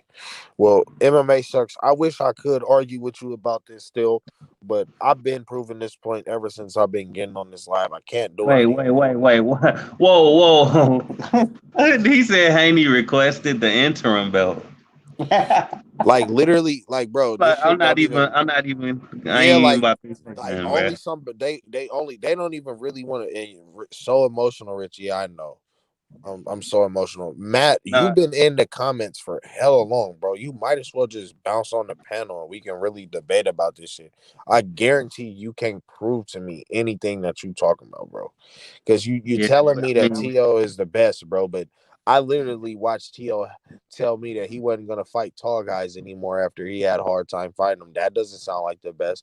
I literally saw T.O. get outboxed, actually get the shit beat out of him for 5 rounds in a row. I've never seen that from certain. Actually, I don't even think I've ever. Well, shit. I mean, Look, he really don't know what's going on, bro. MMA suck. I'm gonna explain it to you. Since you don't know what's going on, I'm gonna just try one time. If Haney didn't request the interim belt, then where did it come from? I'll tell you where it came from. Well, since you're talking about requesting belts, actually Lomachenko requested the fight for a vacant WBC belt that Mikey Garcia dropped when he moved up to fight Spence, and they let Lomachenko fight Campbell for that belt instead of Campbell fight Haney for that belt because they was originally the number 1 and number 2 guys that was supposed to fight for that vacant WBC belt. So it's actually Lomachenko out here requesting belts, not Haney. He didn't request the interim belt. He fought for the interim belt because Lomachenko, dumbass, came through and took his opportunity from him twice. He not only took it from him when that belt was vacant, but he took it when they created this franchise shit as well. Yeah, no cap. Like, this guy don't even know that Devin Haney was the number 1 ranked guy in the WBC, and I don't understand how Lomachenko was able to just see. That's that other bullshit though. That's that other shit, and we ain't allowed to talk about it in H Money Live, but that's that other bullshit though. How Lomachenko was able to come and get that fight over Dev, because I'm pretty sure Dev was the number 1 ranked guy in the WBC. See, and then they'll say, and then That's the root of the problem, bro. Right there. That's what people don't want to talk about. That's the root See, of the problem. and I Like, honestly, how the fuck Lomachenko come out of nowhere and request the fight for a vacant belt? That's like that shit right there is like criminal, bro. And only certain people get to do it. Lomachenko did it. Canelo did it when he fought Callum Smith just now. They just added the WBC belt to the fucking fight. And they did the same shit with Anthony Joshua when he fought Klitschko. They just added the WBA belt to the fight for no reason, even though it was vacant. Instead of letting the number 1 and number 2 guy fight for the vacant belt, they just hand it to a fucking champion that's already a champion. What sense do that make when it's people climbing the rankings, paying y'all sanctioning fees to fight for belts, and y'all just hand it to another motherfucker? What sense do that make? And y'all fans y'all shit on Haney for having that happen to him. You see what I'm saying? You get your opportunity snatched away because a motherfucking diva just come out of nowhere and request a title shot. If we could all just request title shots, then fuck that. Fuck, why build my record up to 20 whatever it was and you know what I'm saying? What's the point? I just start my career, my first fight, I just request the title shot. Right? Like, wouldn't everybody just do that? Yeah. But no, only certain people can do that. That's why Lomachenko in his second fight in his fucking career got a title shot, because only certain people can do that. But we can't get too deep into that because it's gonna be a problem. Hope you can hear me, bro. Fuck all that trying to cater to motherfuckers don't fuck with me in the first place. They can feel some type of way about this commenting about the bias toward certain fighters, bro. And if they feel some type of way, because at the end of the day, we get up the bias, Yo, the biases, bro. Yo, you breaking up. Oh shit, y'all couldn't hear me. I'm hurt. I'm hurt about that, bro. I'm hurt because I really just said hella shit on fucking. Bro, I was saying, bro. Get out of here. I'm asleep. She said what? What's going on? What's going on, Lisa? I said I was asleep. Oh my god, I'm sorry. I said Who talked you to sleep, Lisa? No, you guys didn't talk me to sleep. I was busy and just tired. Well, it's good to talk to you, Lisa. So you get you some rest, and we talk later. Yeah, okay. I'll check you guys out tomorrow. Okay, for sure. I apologize. Yeah. Okay, we'll talk about some heavyweights, I think, tomorrow. That'll probably be cool. We can get right back to the Teofimo Lopez. And Haney is always a great discussion. Yeah. Okay, for sure, Lisa. We talk. Yo, MMA sucks. Yo, MMA sucks. The MMA title, the interim is for when the real champion is injured or can't fight because of illegal issues. So why the fuck did Haney request for it if he wanted to fight Lomachenko? Literally, go look up what every Look up what every mandatory is called when they're the mandatory challenger for the belt, and I guarantee you it is called the interim championship. When Luke Campbell and Ryan Garcia were fighting for the WBC mandatory spot, the winner of that fight was and is still to this day the WBC interim champ, bro. You literally don't know anything about what you're talking about, and you're literally talking to a nigga that knows everything he's talking about, and the nigga who wouldn't talk about shit he don't know what he talking about. That's the difference between me and you. I wouldn't talk about shit I don't know about, and that's the only thing you on here doing. You feel what I'm Yeah, saying? you only doing that because he a hater too. Cause Yeah, you just don't like Haney, bro. That it is what it is. Like yeah. I'm cool with that. But I got a question for this dude, man. MMA sucks. And who else is with you? Matt Cedillo or whatever your name is. Cedillo, Uh, yeah. yeah, MMA both of legend. y'all. I got a question. Who do y'all want to see Teofimo Lopez fight next? Yeah, if it ain't No, Haney, no, no, no, no, no. Not even if it ain't Haney. Period. Who do yep, y'all want to okay. see Teofimo Lopez fight next? Period. No ifs, ands, or buts. They should bounce in the chat since they got so much to say. Devin Haney next. Okay. Good.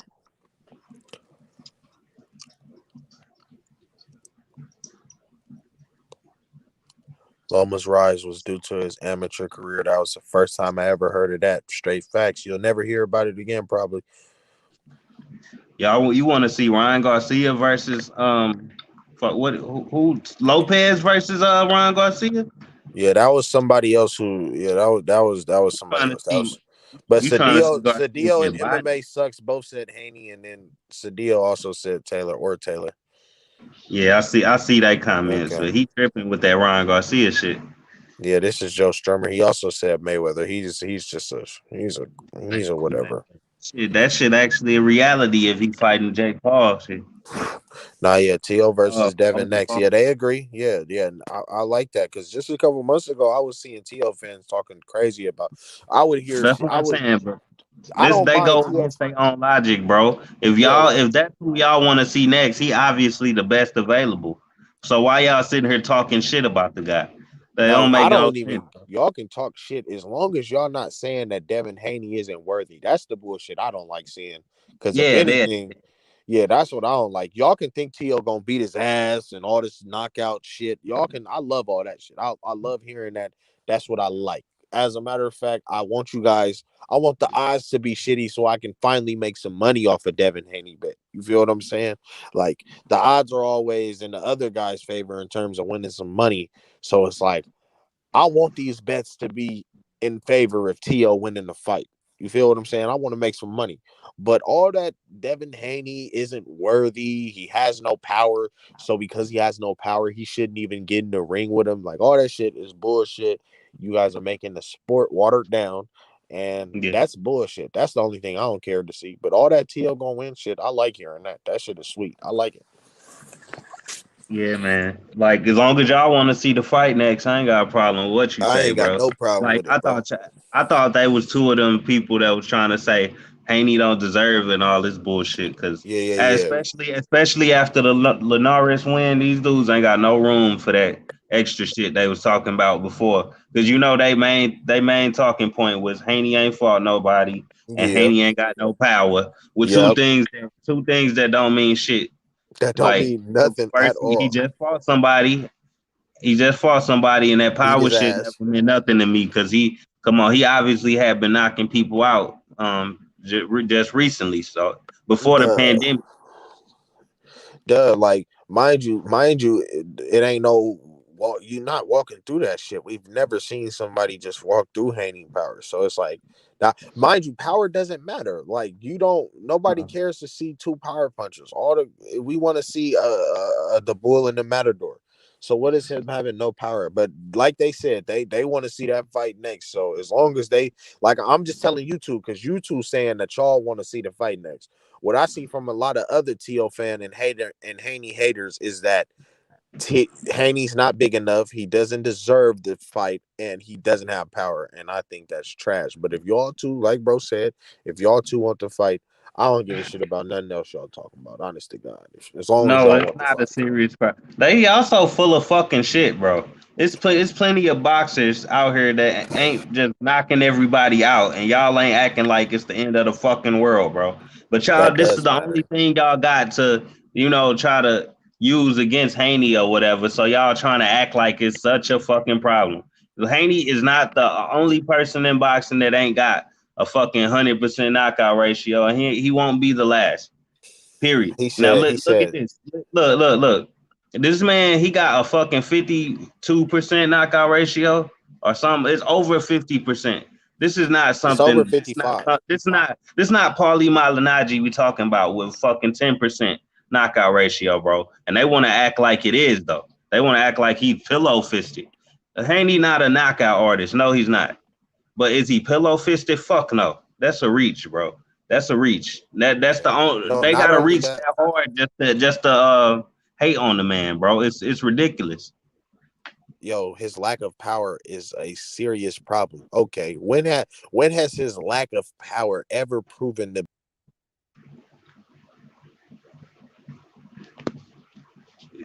You see what I'm saying? That's pure hate right there. That's pure hate, bro.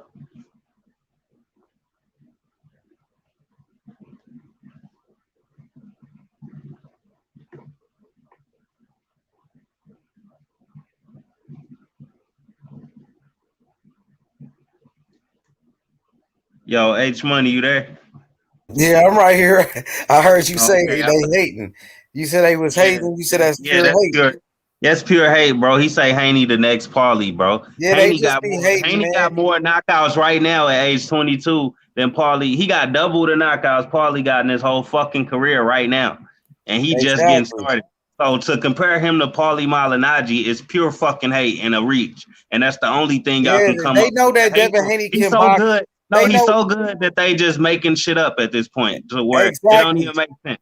Like a 50% knockout ratio is not a fucking Paulie Malignaggi level, bro. It's actually Paulie actually in real life got a 10% knockout ratio. So stop reaching, man. Definitely, bro. Devin he actually Haney more like a Fury or is something. one of the best boxers in the world. Devin Dude, why Haney. does it matter if Devin lacks power? He doesn't It didn't care matter about with power. Andre He Ward. outboxes It didn't guys. matter with Tyson Fury. It didn't matter with a lot of fighters. You know what I mean? No, but It didn't matter with Mayweather. H, it don't even matter when you got power. Motherfucker, when you got power, they don't give a fuck if you got power. They say, fuck, he can't box. You know what I'm saying? When it come to Wilder. So when does power all of a sudden become this big thing when a dude got all the power in the world and y'all shit on him too? You see what I'm saying? Like, it don't make no sense to me, bro. So if Haney had power, would y'all just be shitting on his skills then? No, if Haney had power and It's he always still gonna had be the something. skills, they would be saying how Haney was on drugs and shit, and they'll be trying to say how Haney was a cheater or something. I swear, it would always be something. It's the fear of Devin Haney being the face of boxing, and it's gonna happen regardless. So whether it happens in 2021 or 2023 or 2027, it doesn't really matter to me. Just know it's gonna happen because, yeah, Bro, I when don't see Haney was knocking niggas the fuck out, all they had to talk about was his nose or something. You see what I'm saying? These niggas petty, bro. These all he niggas had to petty. talk about was his nose. Yeah, for surely. Yeah, that's all they was talking about before when he was knocking niggas out, bro. For surely. Some clown shit. Yeah, but like I said, Andre Ward, he wasn't knocking everybody out, but he retired undefeated. He beat Mikhail Kessler. He beat Carl Froch. He beat Arthur Abraham and Kovalev and knocked him out in a rematch, beat him 2 times. He retired undefeated. And guess what? He wasn't the biggest puncher. It doesn't matter. You know, skills wins fights. You know what I mean? Teofimo Lopez is ducking Devin Haney. He's afraid of his style. He know that Devin Haney can box. Well, you know, Floyd had no power, so he ain't shit. You know, he was never a good boxer. Yeah, Muhammad Ali wasn't known for knocking out niggas, so he couldn't have been great. No way. He's no Triple G. Yeah, he couldn't be. No, like you see how dumb these dumbass arguments be. Who's knocking out? He was knocking who out? What does a knockout matter? If see when did Tio get a knockout against Lomachenko? Or no, fuck that. Fuck that. Did Tio get a knockout against Nakatani? Never won a belt ass. No, against never. Nakatani getting punched up and socked up against Verdejo, never winning a belt ass. He went down. I'm saying though, look, Hey, you see this shit though? Hey, I'm sorry, you see this comment? He said, Ward He said Ward was never a superstar. He's a bum. Andre Ward was number one pound for pound. Right. He's an Olympic gold medalist, two-time unified champion in 2 different weight classes. And Andre Ward never lost a fight since he was 12 years old. And now you're That's saying pure Andre hatred. Ward is a bum? This shit is crazy now, man. Dude, why would you That's even pure argue with hatred. these silly ass niggas, bro? Don't even argue with That's Joe pure hatred. Strummer. He does I don't not. even like Andre Ward. I don't even like Andre Ward like that, and that's bullshit, bro. Not everyone on his resume. Okay, yeah, Nakatani does not Are beat you out breaking up? You breaking up for again, he Rich? did. You breaking up, Okay, Rich. I might have my wait. I Is it think still you're good breaking up? now. 'Cause Now you got a little bit better now. Nah, yeah, Yeah, there you go. Nakatani wouldn't be out for this time, nor would he Jorge Yeah, he might have Linares. to jump out and jump back in. It's Yeah, it's fucking cool. up. It probably get better. He good. Let's see. We just keep rolling. Hey, so brotherhood. I'm gonna say this, man. Teofimo Lopez said he want to fight Devin Haney next. He said he can mandate it. I'm like, dang, you should have did that in the first place. You didn't. I mean, you didn't even have to fight George Kambosos then. What He made didn't. you wait to say this? You should have did this in the beginning. So I mean, he's What? bullshitting this dude, man. Yeah, bro. Yeah, if that's the case, yeah, he just told on himself then. Exactly. Shit, he just exposed himself. He said, if you could have mandated the shit after you beat Lomachenko, then what was you waiting for? Dude, I'm telling you, he'll tell the world that he's waiting on the George Kambosos because the IBF told him he had to, but they said that was a lie. So I'm telling you, these niggas is fraudulent as hell. Man, we know he a liar, bro. We established that about 30 minutes ago. That shit fucked up, bro. Hey, look, I hope he's serious. I hope he want to make the fight because I talked to Bill Haney yesterday, and Bill Haney said, they want to make that fight happen. He said, yeah, let's do it next. So they ready. I think Haney hurt his pride, bro. Haney would love to be in T.O.'s position. Yeah, being offered 1.25 and all this other little weird shit having to go. Yeah, he would love to be in that position. He would love to be in a position where he was scared of the other champ in the division. Yeah, that makes a whole They keep bunch of saying his dad. They keep saying Teofimo Lopez saying that Devin Haney gonna outprice himself. He said, "I hope he don't outprice himself." So they already talking negative about making the fight. Talking about Not only that. Yeah, go ahead. Not only that, Teofimo doesn't make nearly as much money as Devin Haney for him to be saying some shit like that, bro. Like, why does he even get to talk like that when the numbers are out on how much these guys have made, how much they contractually make, how much they are about to make? Why does he get to say shit like that when the numbers say otherwise? When the video recording says Teofimo outprices himself all the time. First, it was 10 million for the Kambosos that he was getting 10 million. Why would I fight your son for less than 10 million if I can get 10 million to fight Kambosos over in Australia? Even though Australia was going through hella coronavirus at the time, bro. Was going through worse. They had shut down. Man, come on, man. These niggas been the same shit. It was that we were getting 7 million to fight You breaking up, bro. You feel? You start Hold on, I'm breaking gonna up leave and again. come back in. Okay. Yeah, I'm gonna drop the link. Hey, I wanted to ask a question about T.O. resume, man, because I don't think people like catching on to this shit, but why is Teofimo getting more credit than anybody for his wins? Like, I don't understand it when he ain't even the first person to beat these guys that he beat. Like, obviously, Devin Haney ain't getting more credit than Lomachenko for beating Linares, right? It makes sense. But somehow Teofimo Lopez getting more credit than like Robert Easter or Shafikar for beating Comey, and he getting more credit than Salido. You know what I'm saying? Like, how is he getting more credit? I don't understand it. It doesn't make sense. Yeah, it's like why them other guys ain't nobody favorite fighter right now and shit. You know? Who was a Salido fan? How many Easter fans you got outside of Ohio? Nah, yeah. It's just some type of hype train, bro. Like, I don't know. I think T is very much so. I think he He's just Damn, you break, man. You still breaking up, bro. I don't know what's going on. Oh my god. It must Yeah, be why? like that area where he at, but he probably be straight though. He just Yeah, start doing you that. you in the boonies, bro. Get out the forest. But hey, hey, brotherhood. Look, I'm gonna tell you like this, man. You know that's gonna be one of the best fights in boxing. You know, Devin Haney versus Teofimo Lopez, man. You know, it's a great fight. You know, I mean, both fighters very young. Devin Haney only 22, Teofimo Lopez 23 years old. People looking at it like it's a Sugar Ray Leonard, Roberto Duran fight all over again, like a Mayweather versus Canelo type of fight. Some people think it could be like Andre Ward versus Kovalev.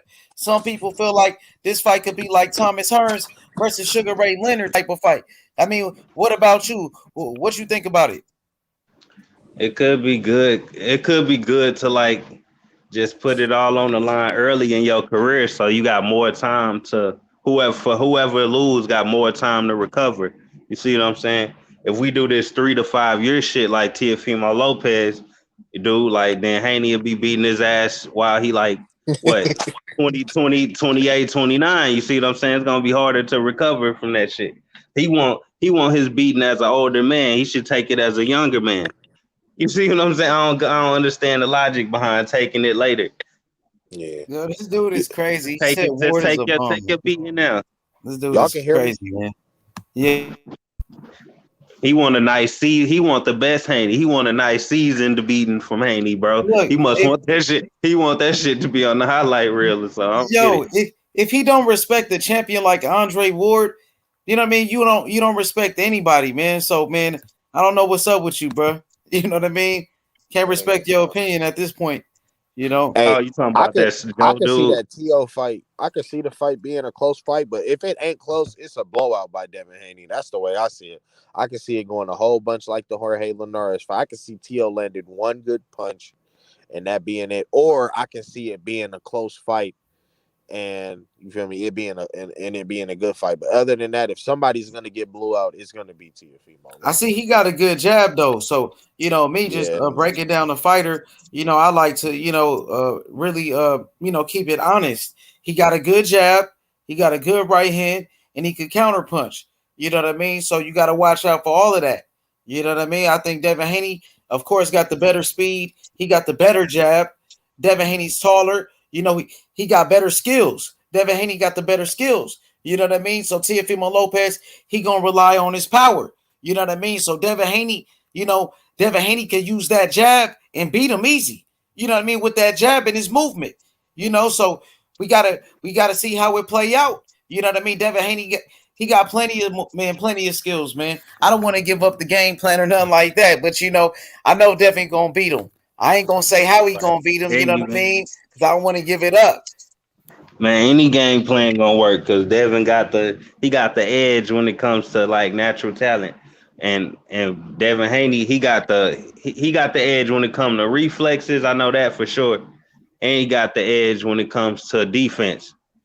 So that's them the only two places where he really got TO2 because it ain't that far off. Like I ain't saying TO ain't definitely ain't no bum, and TO he got that fast twitch shit too in this system. Like, but the Devin Haney just got a little more of it in him. Like Yeah, it's he got the jab. be a tactical fight. It's gonna be like they both rely on their reflexes. So I think that's what it's gonna come down to. You know what I'm saying? See, Devin Haney got the better jab. Now, Devin Haney jab is the key to victory. So we know that. We know Devin going to use the jab. We know Devin could outbox him. Ain't nothing Tio could do about that. Ain't nothing he could do about that. You feel me? Yeah, but his jab, but I don't know, bro. Is his timing better than T.O.'s? T.O. got a good jab. He got a strong jab too. Because you seen him here on Loma. I'm saying it ain't. I don't think it's about who jab better. I think it's about who timing better. Because Tio's jab is regular as hell, bro. Like He threw a good jab against Lomachenko for like 5 rounds, and after that we didn't see that shit no more. It's and even when we did, it's nowhere near is perfectly timed as Devin Haney's. Devin Haney has the perfect jab, and it's coming from his hip. Teofimo's jab is a regular jab that's coming from up high, and it's nowhere near as precise as his. So when it comes down to timing, I think you have to give it to Dev. But somebody else can go. I think somebody Well, else I can can say this real quick. I know Devin Haney got the best jab. I know that. I know he got a better jab than Teofimo Lopez. You feel me? So that's how we gonna beat him alone. That jab alone, he gonna beat him with that easily. They can't do nothing about that. Yeah, That's how but we gonna you beat him. can't. You can though. You can though. A counter puncher can counter that jab. So it ain't that simple. With his I think a movement, though. combo. His I think boxing skills with his movement. Too. His I think movement and that jab alone gonna beat him. The movement. You see. I mean, I ain't gonna compare Rios to Haney, but you see how that ended. One nah lazy Tio. jab can get your fucking night ended. That's my point. Nah, Tio isn't really like he's a counter puncher, but he's not really like a combo puncher. Like the punch that Linares the punch that Linares hurt Devin with was a combo, and it was like the fifth out of the 6 punch on the combination that hit him and hurt him. And Tio not really throwing no 5-6 punch combinations. He gonna be trying to hit him with one shot. He gonna have to set his Yeah, feet to hit him with that shot. And Devin's feet are like fucking Devin in the ring dance like nah, bro. Hell no. I just can't see it. Like I said, if Devin T.O. hella tries to accurate. T.O. if accurate, bro. That's the thing, bro. he's accurate, but he has to set his feet. Devin doesn't have to set his feet one time, period, bro. Like he'll literally not set his feet at all and never get caught. Like Devin, he's not flat-footed. Teofimo is somewhat flat-footed. Actually, he's No, he not. most I never bought that one, bro. Like I thought that was always a lie, bro. Teofimo, he can move his feet a little bit. He ain't that boy. on level. But he a little bouncy in the ring, bro. He ain't no fucking Triple G or nothing. Not Triple G, but when Loma was coming at him, see, like you seen the way that Devin Haney came at Linares, it was the same exact way that Loma came charging at Teofimo round 7 through 11. That same type of shit. And when that shit happened, Teofimo didn't know what to do. Teofimo only know what to do when you stand right there and try to His box with him defense in the ain't shit, pocket. bro. I mean, his defense ain't all that. It's like he okay, but I don't know why he be trying to shoulder roll and shit. Like, come That's on, what man. I'm saying. He better not try that stupid shit over here. He gonna get his stupid ass jab to death, Man, left hook I'd to love to death. see him try that shoulder roll versus Haney. Go, good luck, bro. Getting away from that overhand right. Good luck. Tio better not fuck up one time, or he can fuck up, but he better not just do some stupid shit. I can see him, bro, but I ain't gonna lie, he's not disciplined defensively at all, bro. Bro, I want to see that fight. Let me see the first round. If he start that shoulder roll shit, I got Haney by knockout. Period, bro. That nigga said if he start that shoulder roll shit. Like, what makes people think that he not finna get touched up by Haney, but was getting touched up by Nakatani? And Nakatani is a literal, I won't call him a bum, but he's a bum. Like, he's a bum. Man, Comey was about to do some shit to him too, bro. He lucky he got him out of there early because Comey did hit him with some shit. I think Lomachenko gonna treat Nakatani like a bum. I think, to be honest with you. Hey, shout out to my boy Matt. With him. Yeah, we gotta see. See. I ain't gonna lie, it could be a hard fight though. I think he is long. I think Loma gonna treat him like a bum. Loma about to look like everything they said he was in this fight. Yeah, Loma gonna whip his ass for real. That nigga about to look good. Y'all gonna be thinking Loma still pound for pound after this ass whooping he about to put on Nakatani. Trust me. I ain't gonna lie, we might have to bet on that, bro, because I don't know about Loma against a real tall Nakatani like that, man. Bro, if Verdejo is putting hands on you like that, Lomachenko about to put his whole leg up your ass, bro. Not just the foot.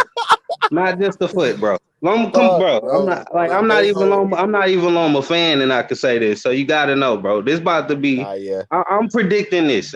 This about to be like one of the most legendary ass whoopings ever seen in the past decade, bro. I Yeah, ain't gonna Loma lie. gonna whoop his ass I'm for about sure. to wipe the floor with this dude. Yep, he is for sure. Hey, that's hella funny though. Hey, That's shout out hella to And, funny. Matt. and it's all because of Bob Arum too, bro. My brother Matt. Blame Bob. Matt with the super chat. He said, appreciate the direction the conversation took. I see advantages for both fighters. Yeah, we breaking down fights, man. We just keeping it real. Teofimo Lopez, he's a very good fighter. You know, he's a monster. So he got a very good jab. I see he got a very good right hand, and he's a counter puncher.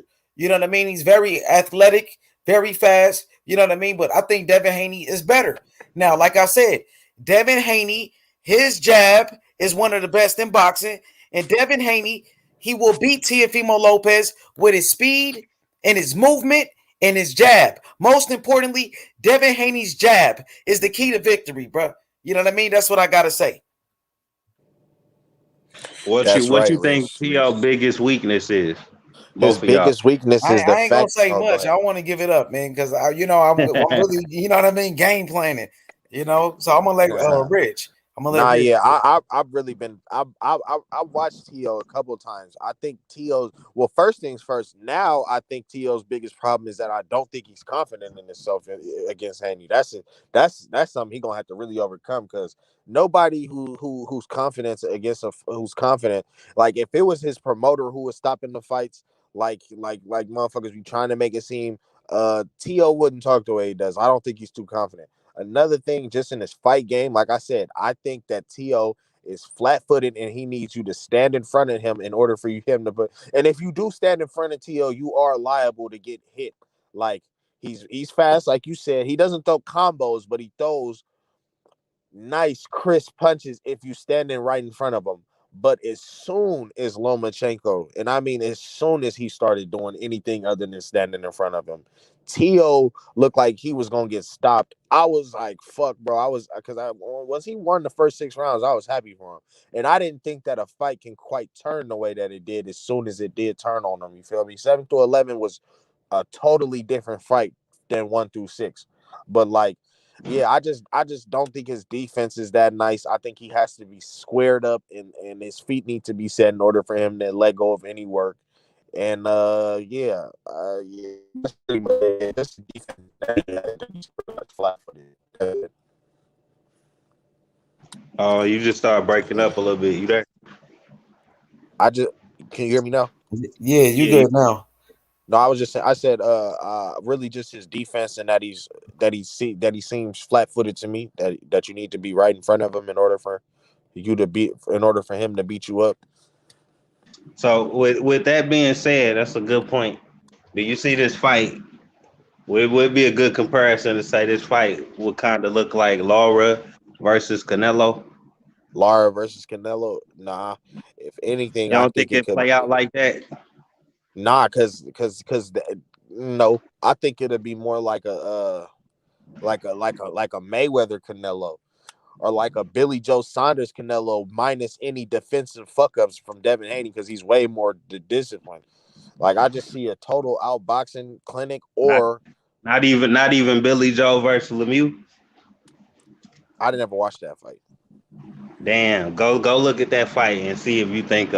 I mean, not right now, but whenever you get a chance.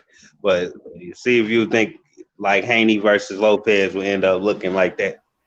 Yo, what's good, JFL? What's good, my nigga JFL Heads? Yo, free smoke mornings, bruh. What's good? Yo, JFL, man, I want to ask you a question real quick. Now, Teofimo Lopez, he said he want to fight Devin Haney next. Do you think he wants to smoke? Do you think he's serious? And do you think that fight will happen next? First and foremost, shout out to Team Haney and Bill Haney, Trill Bill, collecting belts out here. Shout out to the chat, Smoke. Shout out to the viewers. Shout out to the panel, Rich, and of course, Bro Hood and H Money. You already know 10 toes down, Team Haney. You know, Teofimo Lopez. Here's the thing, bro. He gave us heads up, man. 3 to 5 years. I mean, right. But he said he want to fight Devin Haney next now. Like he just said that. Do you believe him or you think he's capping? all cap. Damn. JFL, like, you know what I mean? People were sending it to me. Like, I know, like, people I know, like, you know, they saying, then look at this. He's saying he want to fight and all of that. So I'm like, okay, let's make it happen. You know, I talked to Bill Haney. He said, you know, Devin Haney ready right now. He want to make that fight happen.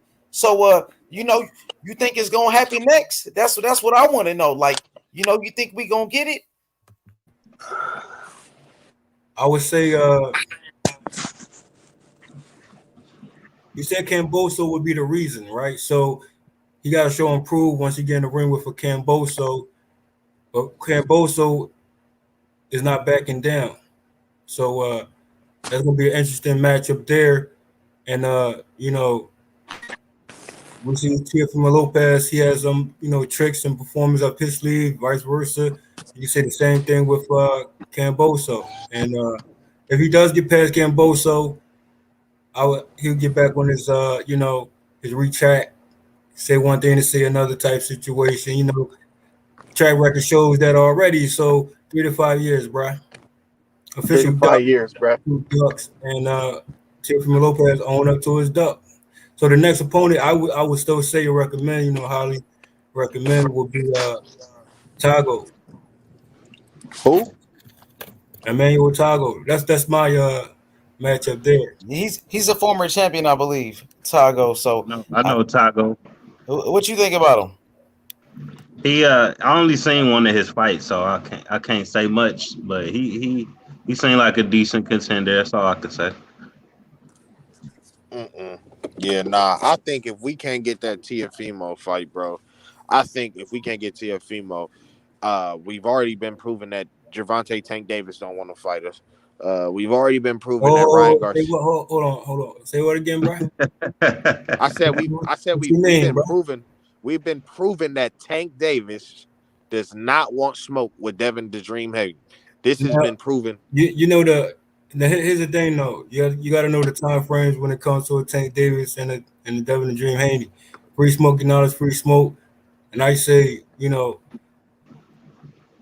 meantime, between time situations right now, current fights have been made, and Tank Davis going at where he's going at, and he's gonna see free smoke 140, and he always can come back down as he went down to go up. He can always come back down, and I say that Devin Haney and Tank Davis, cream of the crop fight, and that fight will get signed, sealed, and delivered. And TMT ducks no one, bro.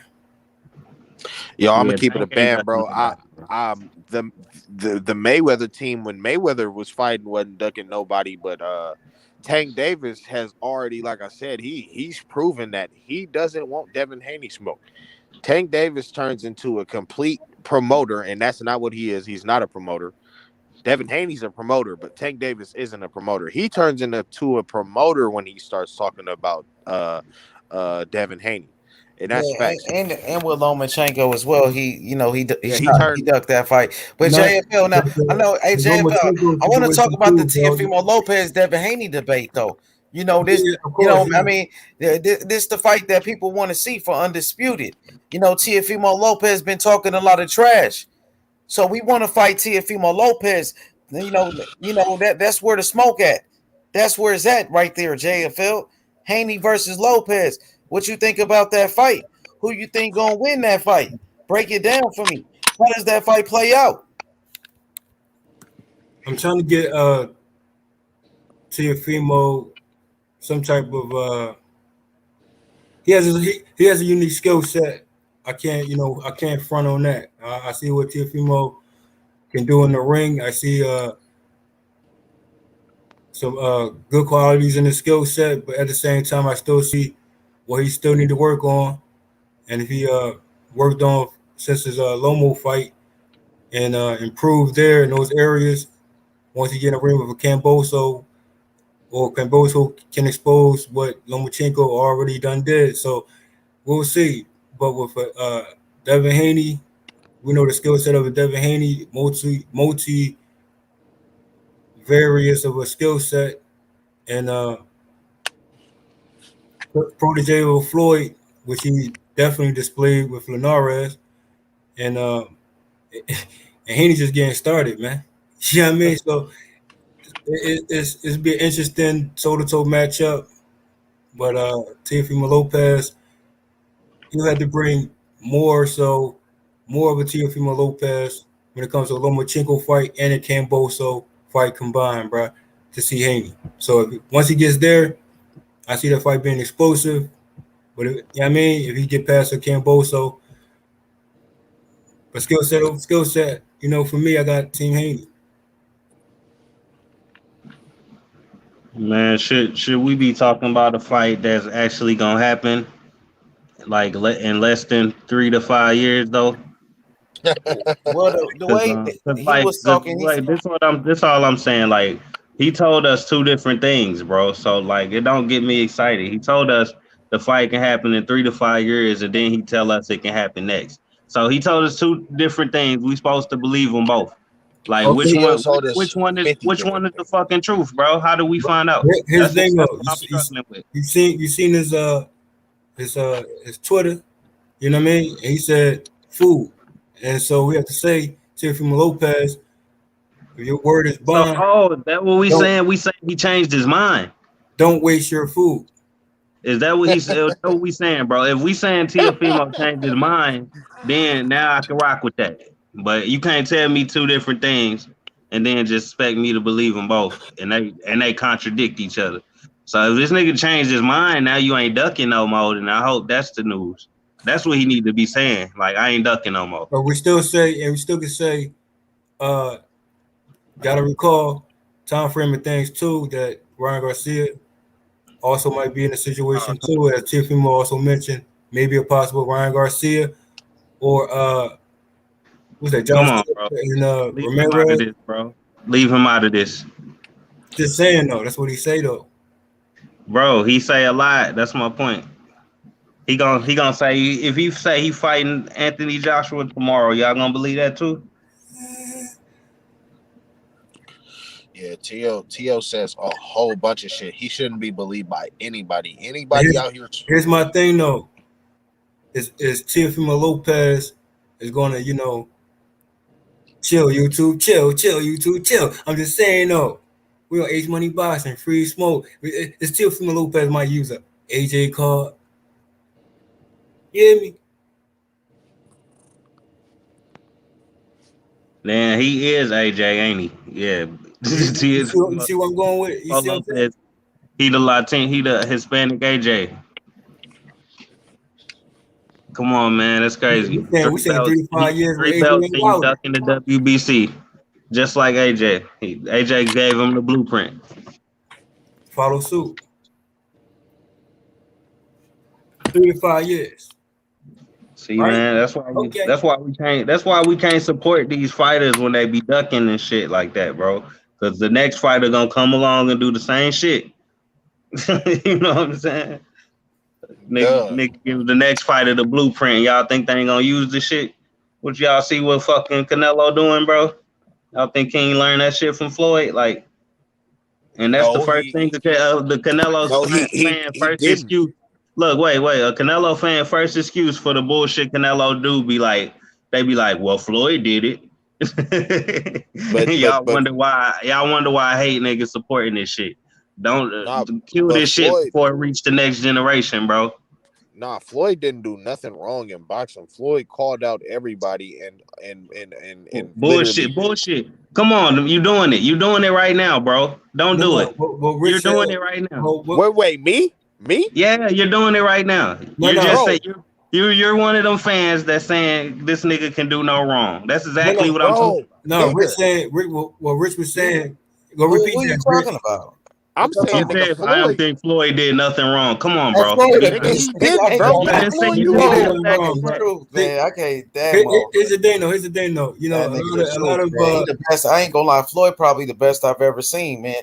I gotta bro. be real. Bro, Even fuck still that, watching bro. now, Floyd He called one out of the best ever. Yeah, I ain't saying he not, but I ain't about to sit here and act like everything he did was fucking perfect as far as boxing goes, or like man, in morally the right. ring, he damn near was perfect, undefeated. No, but who did he duck though? Who did he duck? No one. Who said he ducked anybody? You getting too No, I'm specific, saying bro. Floyd. No, I'm just saying. Canelo be ducking. Canelo be ducking. He don't do shit like Floyd. Hey, Rich. Niggas got some people that say Floyd duck. Paul Williams. Nah, Paul Williams got beat by I'm Carlos saying, Quintana. look. He I'm got beat saying by you can Carlos think.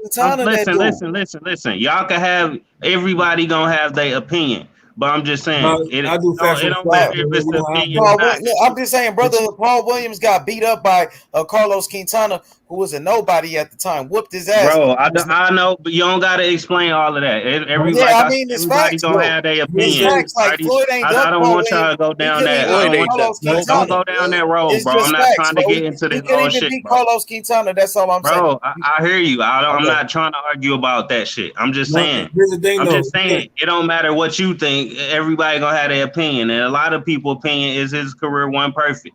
And motherfucking they sound perfect my to point. me. Hold on, you gotta let me finish, man.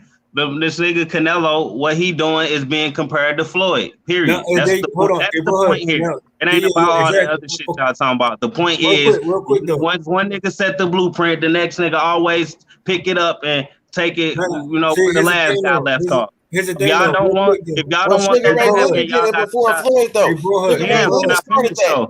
Hey, bro, Can I real finish quick. though? No, I heard you, bro. I heard your that, point. I heard your point, though. But here's the thing, though. See, that what I wasn't even finished. Real quick. Go ahead, I heard your point. Go ahead, let him finish. Your point Let him was finish, yo. Let him finish. Go ahead. Just go ahead. Just go. Like 20 minutes, bro. Like I get straight to the point with it. You know what I'm saying? Like you mentioned Canelo and Mayweather. Now here's the thing. Canelo fans, press that free smoke link in the chat. Smoke. Remind you, I'm a Canelo fan too. Okay. Now we know Canelo is doing half the work of what Floyd. You know what I'm saying? Get full credit of half the work. It don't work like that. You see what I'm saying? So Mayweather has to come out once again and remind him what a factually is when it comes to Canelo. Face of boxing, Mayweather. Facts, non-rebuttal. Right? So bro, you cannot compare y'all gotta stop. Real quick, you cannot say Canelo and Mayweather name in the same sentence. Period. Y'all gotta stop this shit, man. Y'all, you telling me what's the difference between Canelo ducking right now? He ducking fucking Charlo and Andre. Canelo. Everybody know he ducking Andre and Charlo. Everybody know. I don't fuck what they say. We all know it. But what's the difference between what Canelo doing right now and fucking Floyd putting out a survey or whatever it was, a questionnaire, whatever the fuck it was, saying who should I fight next? And everybody pick Khan and this nigga pick somebody else. What's the fucking difference? Wait, everybody pick who? Act like y'all want to sit here act like he did everything perfect. Since y'all want to get specific, let's get specific. Let's talk about that shit. Since y'all want to say he did, since y'all want to say Floyd, then I want to talk about. Let me finish, man. Listen, you cannot hold on. Here's the thing, bro. Here's the thing. Go ahead. If y'all can't answer that question, I know what's up. No, I can't. Nigga, I need this smoke, bro. I need this smoke. You got it. We finna talk about this shit. Real quick, though. Real quick. Tell me what's the difference. Tell me what's the difference. The difference is the status of free smoke standards. Mayweather set the blueprint for. Right? Now, if you want to follow suit, you want to have to do it accordingly. Right? Which they are not doing. So you cannot even compare to that. They want to do what Floyd do, but they don't want to do what Floyd does. You know what I'm saying? So it's poor mimic imitation, bro. You know what I'm saying? Motherfucker fought Floyd. So how you gonna say? Come on, man. The We're motherfucker talking about moves, bro. We're talking about Canelo moves. Hey, bro, Canelo moves is not like Floyd moves, bro. He fought Floyd. You could be in that was early on Canelo. We're talking about after he fought Floyd though. He fought that motherfucker though. What that mean though? What that mean though? So that mean, bro, he got the fucking blueprint from that nigga, and he fought that nigga, bro. No, see, that's the thing. So he obviously, if Floyd, you saying Floyd the best? You saying Floyd the best? Y'all talking about ducking and shit? No, you can't. I'm saying you can't call. You can't call free smoke. Go ahead, bro. Go ahead. Hear me out. Go ahead. Don't intertwine the two. See, they can, do something half ass. Okay. And Bro, that's your opinion. It's factual facts, bro. See, No, that's your opinion. Press the free smoke link that's in the chat smoke. Hey, brohood, that's what I'm telling you. Face of boxing, Mayweather, facts. Okay. Now Mayweather come back out and remind you again. Now he set the blueprint. Are you going to follow it accordingly? And you cannot compare anyone right now currently that's doing it. Not even Canelo himself. I don't see how you. JFL. No, he's following the blueprint. The only blemish on his record. Smoke standards, the free smoke blueprint of a Floyd. He's not doing that. JFL. I'm gonna agree with you. Hold on, Brotherhood. Hold on, Brotherhood. Hold on. JFL, I'm gonna agree with you, but I had in some parts, I had to agree with Brotherhood. Floyd picked him when he you protect your own. Here's the thing. Let me break it down to you, bro. Let him get his point off. Nah, Willie, don't let him do that shit. Nah, Willie, don't let him do that. You gotta understand, bro. You have to understand. No, let him talk, JFL, not halfway, bro. Don't do that. Halfway like Canelo. You have don't to do that, bro. Fully. He talks for 5 seconds and you cut him off. Nah, bro. Listen, understand fully. Not halfway. Okay. So you saying a Mayweather? Oh, it's weird, bro. I hate when niggas get on here talking too much. JFL, can I talk? Listen, are you listening? Can I talk? Or are you listening slow? Can I talk? JFL, can I talk? You cannot compare Canelo to a Mayweather. Yeah, okay, JFL. You can't tell me. I got you, Jay. Tell me what to do at the end of the day. That's what we're doing, bro. I got you, bro. Let Big Dog talk. Hey, give me 1 second. Let Big Dog go. Go ahead, Big Dog. Thank you, man. I'm only gonna be here for like a couple minutes. So, man, what I'm trying to say is, Mayweather did strategically after he became when he became Money Mayweather, he strategically picked out his fights. No, he didn't really duck. He didn't really duck nobody. Mayweather, hold on, let me finish. Come on, man. Let him finish. Before you even say that, let him say his speech. Let him say his speech, bro. Give me 1 second, Jay. JFL, give me a second, though. Hey, JFL, hey, give me a second. Let him finish. Let him finish. Just let him say his piece real quick, bro. Go ahead, Big Dog. Let him say his piece, bro. Go ahead. Strategically picked out his fight. JFL, chill. Hey, let him talk. JFL, let him talk real quick, bro. Anybody that can't let somebody talk can get muted. Hey, JFL, let him talk, bro. Hold up, Jay. Right, come on, man. This shit wasn't a problem, let him say bro. his piece, man. Let him talk. Go ahead. Okay.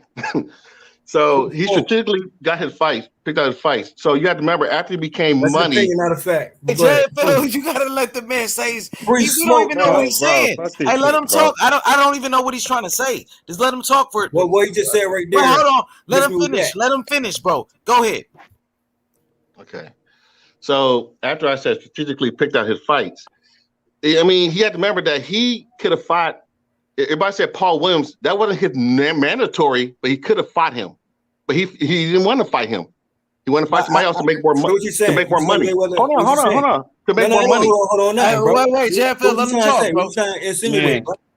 Just let him talk, man. Whatever you got to say so bad, just say it. Hey, let him talk. Just let him talk.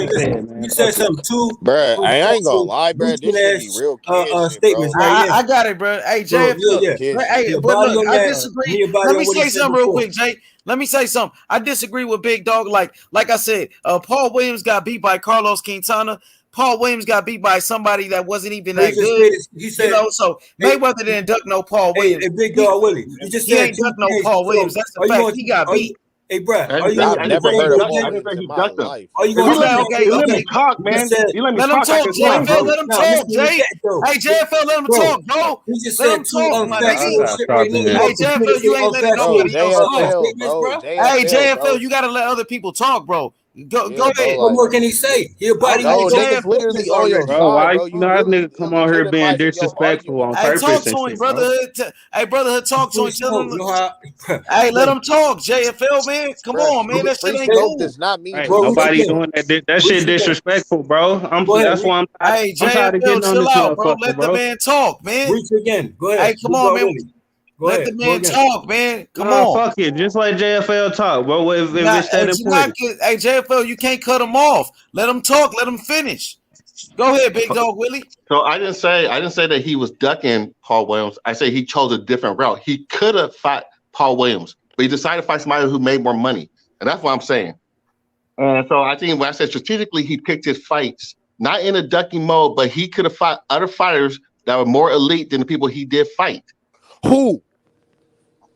Okay. And when so we look, they gonna say who. Look, y'all gonna say who. Y'all gonna ask who. Y'all gonna ask who. But when we say who they are, y'all just gonna say, well, you gonna get this reason and that reason why the shit ain't true. But that's just your opinion. But that's all opinion at the end of the day, man. We can literally. All right, listen, because I've been literally letting everybody talk, bro, and this shit is crazy to me. So, because literally we can point out who Canelo ducked, and we can say that Canelo's following Floyd's blueprint, but we can't say who Floyd has ducked. And I know you guys ain't gonna be able to say it's better fighters that Floyd could have fought that he didn't. No, I'm talking about no. My fault, Rich. Oh, you want to hear the name? Like I said, you cannot compare a Canelo to a Mayweather. Just factual fact. Nobody's comparing him to him. Nobody's comparing to him. Bro, you already said that, bro. Like, I'm damn near on your side, and you heard our argument because all you saying is that you can't compare them. We already know that. No, we saying every level. Okay, no, on every bro, level, we know that, bro. You basically telling us just stop debating. Then is that what you telling us? No. What I'm saying is, what's your point? The whole point was you saying following a blueprint that I once again said they're not following accordingly. So we back to square one again.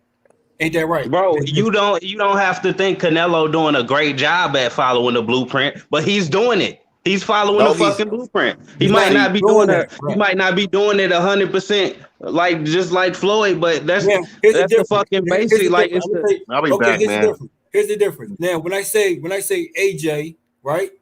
And Teofimo, and when I say Teofimo is quote unquote can use an AJ card, you can actually compare that to that. We cannot compare Canelo to a Mayweather. See the difference in that. And JFL, bro, I would argue that you're not wrong. I would argue that you're right. But the fact that you keep saying that and that you keep interrupting people to only say that is fool. I respect your stance.